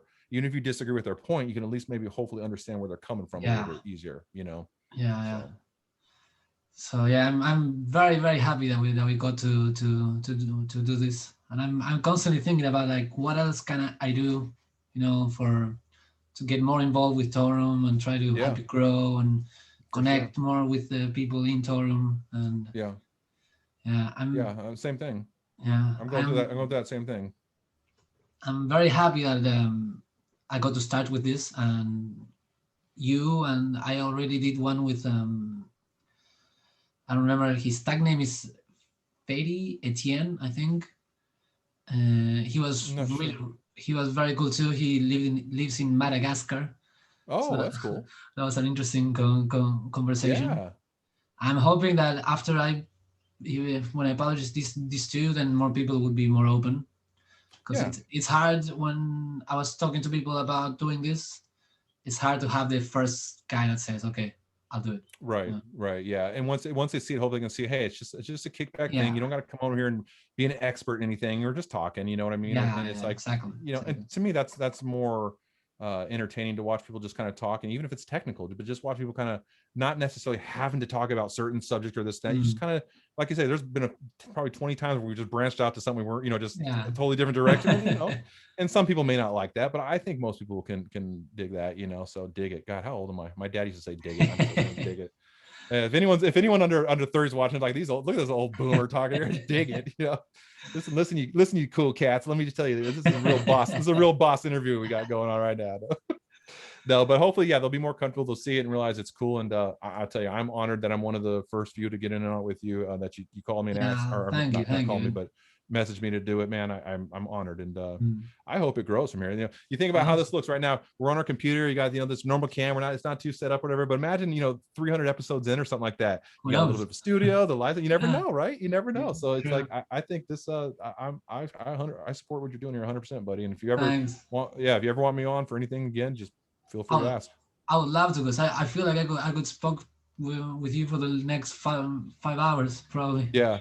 I know Yeah, when we kind of talked, like, or like, hey, it's going to be kind of like Joe Rogan style, real loose and everything, but we're not going to go on for 3 hours. And it's like, now I'm like, I could go on for three yeah, hours with you and it wouldn't be a problem. It's yeah, been, yeah. True, true, been true. And two like already. I swear it feels towards like end. it's, yeah, I thought it would have been about a half an hour. It feels like a half an hour, 45 minutes, but it's been 2 hours. So no, Yeah, yeah. I love this kind of stuff, man. I really Yeah, me do. too, So me too. It's so cool, because I've been listening to Joe Rogan and Friedman for a long time, and I always felt like, man, I want to do that, but yeah, I never had the time, or I never knew where to start. And yeah. like right now I'm doing it. I mean, and it feels great. I You're wanna just I wanna jumping I in wanna keep feet up. first. Just go for it, Yeah, and just do it. yeah. There's no better way to do it than just jump in there and see what happens, and So you can true, so true. refine it as time goes on. But we were kind of talking about that earlier about a lot of the friends doing Mm. the sketches. It's like they never go to that next level of just Yeah, doing it, finish it, do the whole thing, put it yeah, out there for people to see. Sometimes we're just so stuck in those first levels. It's like, and we know in our heads we can do these things, we can feel it in us that it's in us, but we're just, for so many things that keep us down and scared and everything like that. And it's like, dude, if anyone's watching this and you're thinking it makes sense what we're saying, jump in, get into it. You're going to be okay. Get in there and do it. You're going to be okay. And come back and ask us questions, and we'll help you. We'll give you a positive. I'll send you my Zig Ziglar book if I can find it, and and you'll start going up, up, up. Yeah, I have a sign that I made here with a phrase that says, "Start where you are, use what you have, and do what you can." Nice. Yeah. I like it. Right to the point. Yeah. Don't I live by that. When I started busking, I had a guitar that I bought in a pawn shop for $40, and nothing. I would just go and play and started like screaming almost so that people could hear me. And with the money that I started getting, I got a mic, an amp, the piano, the table, and now I have the whole setup. But I just started by guitar playing, and that's awesome. Yeah, that's so cool. When you do the busking, is it just you guitar? I mean, I know you have a mic, but do you have like a backing track playing with you at all, or do you just? I don't have backing tracks. I thought about using them, but I never set that up. I just have guitar, and I have a tambourine, the foot tambourine. So you attach it to your foot. Cool. So as I play, I have a little rhythm with the tambourine. Very simple, but it adds up. You don't have the like on the old shows, the big old bass drum on the back. Doom, doom, right? The one man band. Yeah. I was as funny as that used to look, I was so impressed by those people that can do that. Yeah. The rhythm you have to be playing all those things and keeping it in sync with each other. That is unreal. Yeah, people can look at that and kind of laugh at it because it looks funny, but I'm telling you that is a talented person if they can do that. That is a talented person. Yeah, one thing I noticed once I started doing the foot tambourine is that it sounds really good if you, with the guitar, you're playing like with the tambourine you're hitting down, and with the guitar you're hitting up. Oh, okay. So you play the tambourine on the downbeat, and then yeah, that's when it sounds the best. Because it's almost like it's filling that silence. That's normally a silent. It's filling that silence that's normally there. Yeah, I know exactly what you mean. Exactly. That's cool. I'm trying to get like I have the harmonica holder, but to hold the harmonica, but I'm not very confident with it, so I'm not doing it in public yet. Right. That's cool though, man. I love the harmonica. is cool, man. I love the harmonica. That's a cool instrument. I'm looking into getting like a looper pedal. Yeah, there you go. And that would be take it to a different for level. Sure. Yeah, and it's always cool when you see those people, because I think that kind of attracts you too, because you see them and you see them playing and you see them hit the button, and even if you don't know what that is, your mind kind of can click in like, oh, okay, he plays it and then he hits that, so obviously it's recording what he's doing. It's very self-explanatory if you see someone doing it. And to me, it just adds a whole new, like, it will keep someone there longer and want to listen to you more because it's interesting. It's really interesting what you're doing. So it's a little catch there. And now I have I built I didn't build, but I made a costume from buying different things here and there. I have like a very funny hat. It's like like a top hat, but it's all yellow with colors. Oh, that's cool. I wear like a very, very bright yellowy necklace with flowers. Yeah. And I brought like a long red cape. I put it on as I play and jumping around. You want people from a mile away to be able to see you. Like, hey, who's that over there? Yeah, that's cool. Nothing wrong with that, man. I'm sure. Well, and also I got to imagine too. It probably helps a lot doing that, because if families or parents are walking away with their kids, that's going to draw them in right away. They're going to want to check that out. Yeah. A lot of the money I make is from kids. Like sometimes I had the parent have to drag their child, and the child is like actively resisting and trying to stay. It's you should keep following it. Just keep following them as they're walking away playing. And I'm making some coloring books, which they're very simple. It's like I grab one page and I print from both sides, and then I fold it. And I give them away for free. Oh, that's cool. To kids. Yeah. So I have the color art I sell because it costs me more money to print. But those ones, because it's just line and it's only black ink, I give them away. Do you have your like a website or anything on the papers or anything? Yeah, I have like my social media. Okay, good. I used to have a website, but I have to put it back up. Mm-hmm. It's been abandoned for Oh well. Like you own the domain name, but haven't got a Yeah. host. Yeah, Yeah. I've done that a few times in my life. Yes. I get all excited and get a domain because I got an idea and it just sits there for 3 years. And I don't, Yeah. No, I like don't go through. I had it up for a while, but yeah, for a long time I was dealing with the visa stuff. I first when I came to Australia, I had a student visa, so I also had to go to college. No, So I was doing that plus the basking, and I was like, this is just too much. it's a lot. Yeah, Yeah. yeah. Wow. But now I'm starting to see what I can make, with this podcast and everything. Now I Yeah, finally and just get some free time. Finally. and I'm telling you, just how much, since we got the little iPad here, and like I said, we just got it, and Yeah. we're just turning it on, just literally messing around, watching videos on it. How much the technology has changed from when we were, or I should say more, her Mm. was into that kind of stuff 15 years ago or whatever. I mean, it's just Crazy. It's unreal, the crazy. stuff you can do on there, how you can move the lines around. I mean, just all the different brushes, the texture you can add. I mean, just all the different way, make a layer, move this over, because she was always Yeah. talking about how like it was hard because you have to do everything on one piece of paper and this and that, and now it's like she was just sitting there today and her first thing she drew a lantern, just a little lantern, and it was had the Yeah. light beaming out of it. That's the first thing she drew on there, and I'm like, oh my god, it's amazing, and she's like, it's not that great, but I'm just like, that's amazing, and, Brilliant. but just for her first thing, it already like, and she's like, I can't believe how quick I did this, so it's like the Mm. technology has really come so far from how it used to be, where Yeah. other than affordability and money, there's really no excuse not to get into it. I mean, if you've got Yeah. the money and you can afford something, I mean, you're an artist, what are you waiting for? Jump into it. Mm. There's so much great technology out there that can, it's just a learning curve. It's going to take time and learning and everything, but just do it, because you're gonna be creating stuff within a few months that you're going to be amazed by. So Yeah. you I, know I I feel like there's very little excuse now not to do something. really, yeah, I mean, Uh, you can find out almost anything on the internet. You no. can find out answers to almost everything. So I mean, yeah, it's almost like if you really want to do something, you got enough passion for it. Well, I don't have enough money to go to college, I don't have this and that. Honestly, if you're passionate Mm. enough about it, if you wanted to be a mechanic, and you went to school and they're like, well, you got to have this degree and that, and you started naming, well, ask me any question. And like, what about you do in this situation? You're like, boom, boom, boom, and you just know your stuff because you're passionate about it. Yeah. There you go.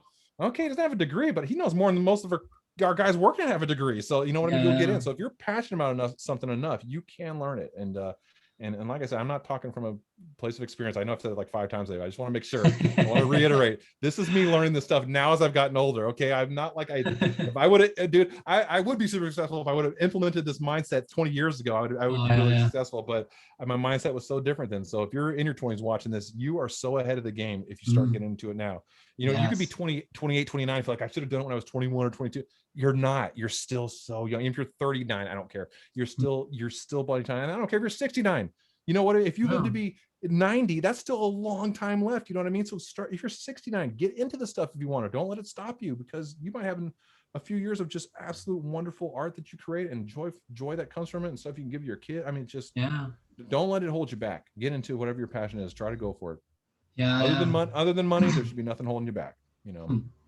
Yeah. Yes. And one thing that I love about dedicating almost all my time to this is that a lot of people, I think, they go to work and they get their money and everything, but at the end of the day they don't have a lot to show for, whereas I have a ton of books and drawings and music that, Yes. that I wrote, and I'm looking forward to being, I don't know, 80 and talking with my grandchildren and be like, hey, Yes. look what I did when I was when I For was sure. younger. Yeah. Yeah, that's awesome. Yes. I kind of use that a similar analogy when I would talk to people about being with my wife and being faithful to her and all this kind of stuff, and how a lot of I hate to say this, but a lot of guys are not faithful to her. Even I've had Mm. friends, I hate to say it, but a lot of guys just are not faithful to their significant other. And uh when I talk about it, I'd say, okay, so this is the mindset people are in. This is the problem: is we live in a world now where we really are taught to think the grass is always greener on the other side. And Yes. that, you heard that everyone's heard that saying, the grass is Yeah. always Yeah. greener.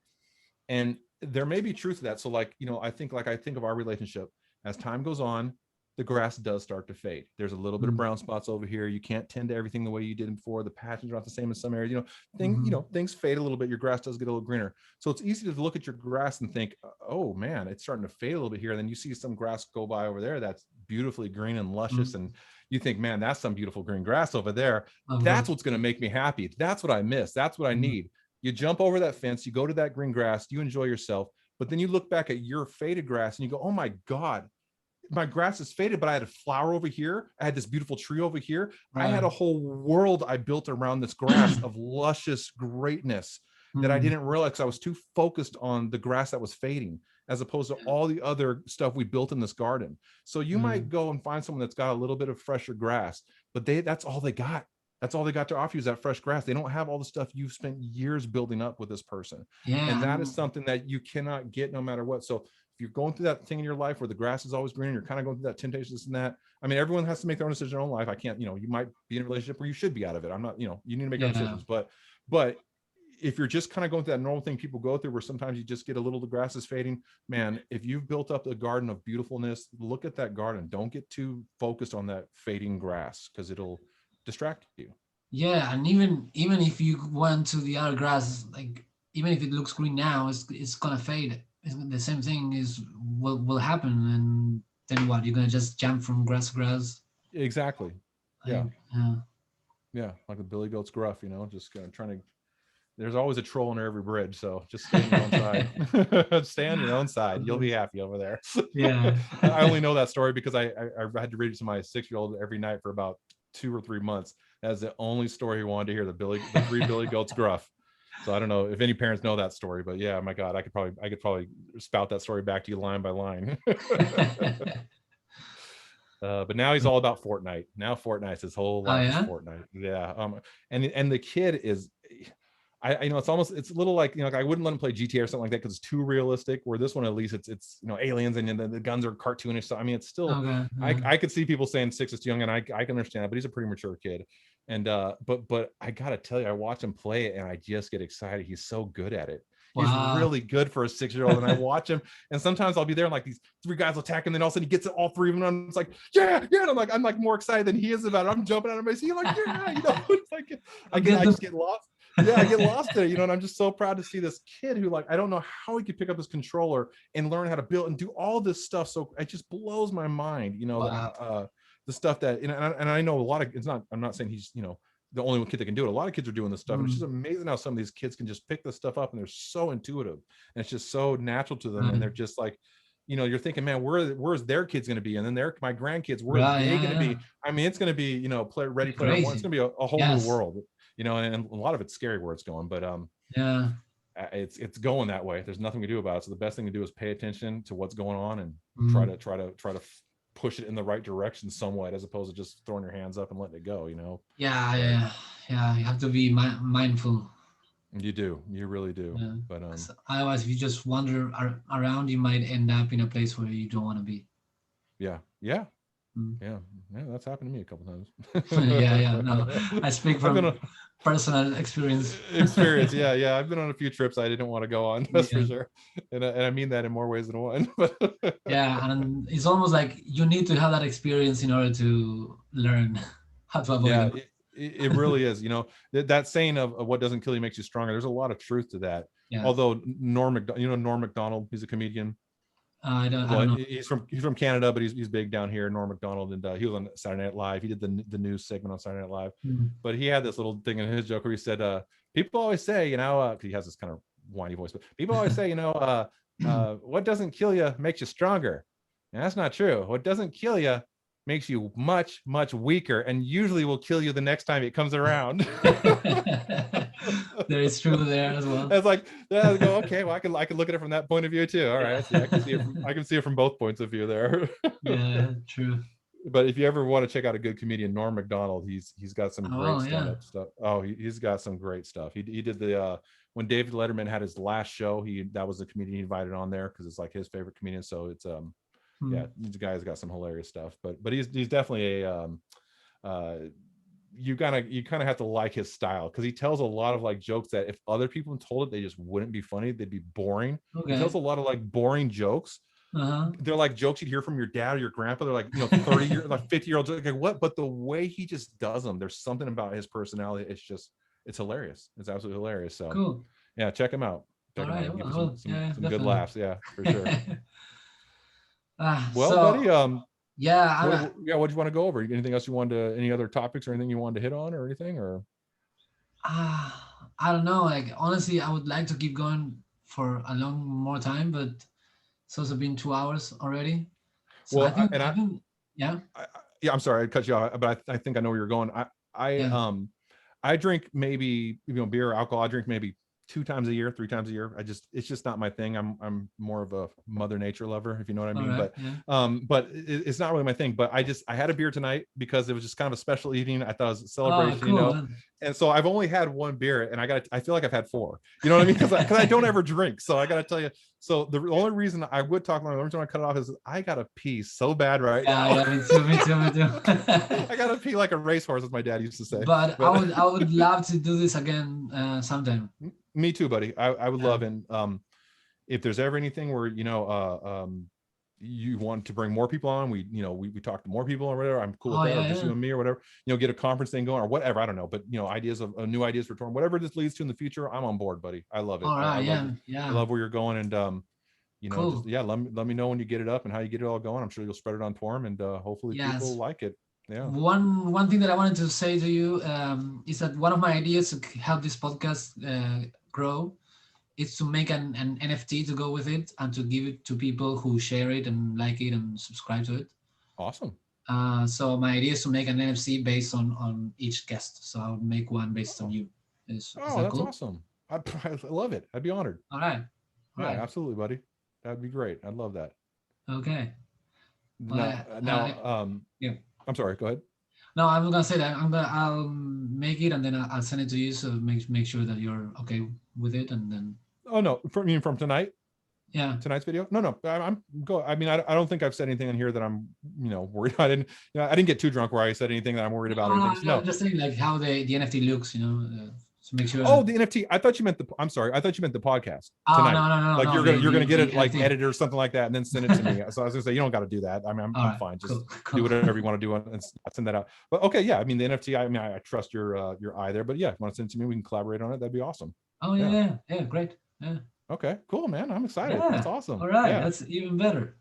Well, I had such a good time, buddy. I really appreciate you invite me on here and to do it. And like I said, I got a connection with you, and Yeah. man, to think that this is just one person, to think where this could go, we start having more connections like this in the Yeah. future with other people. I mean, this could really build to something just beautiful, Yeah.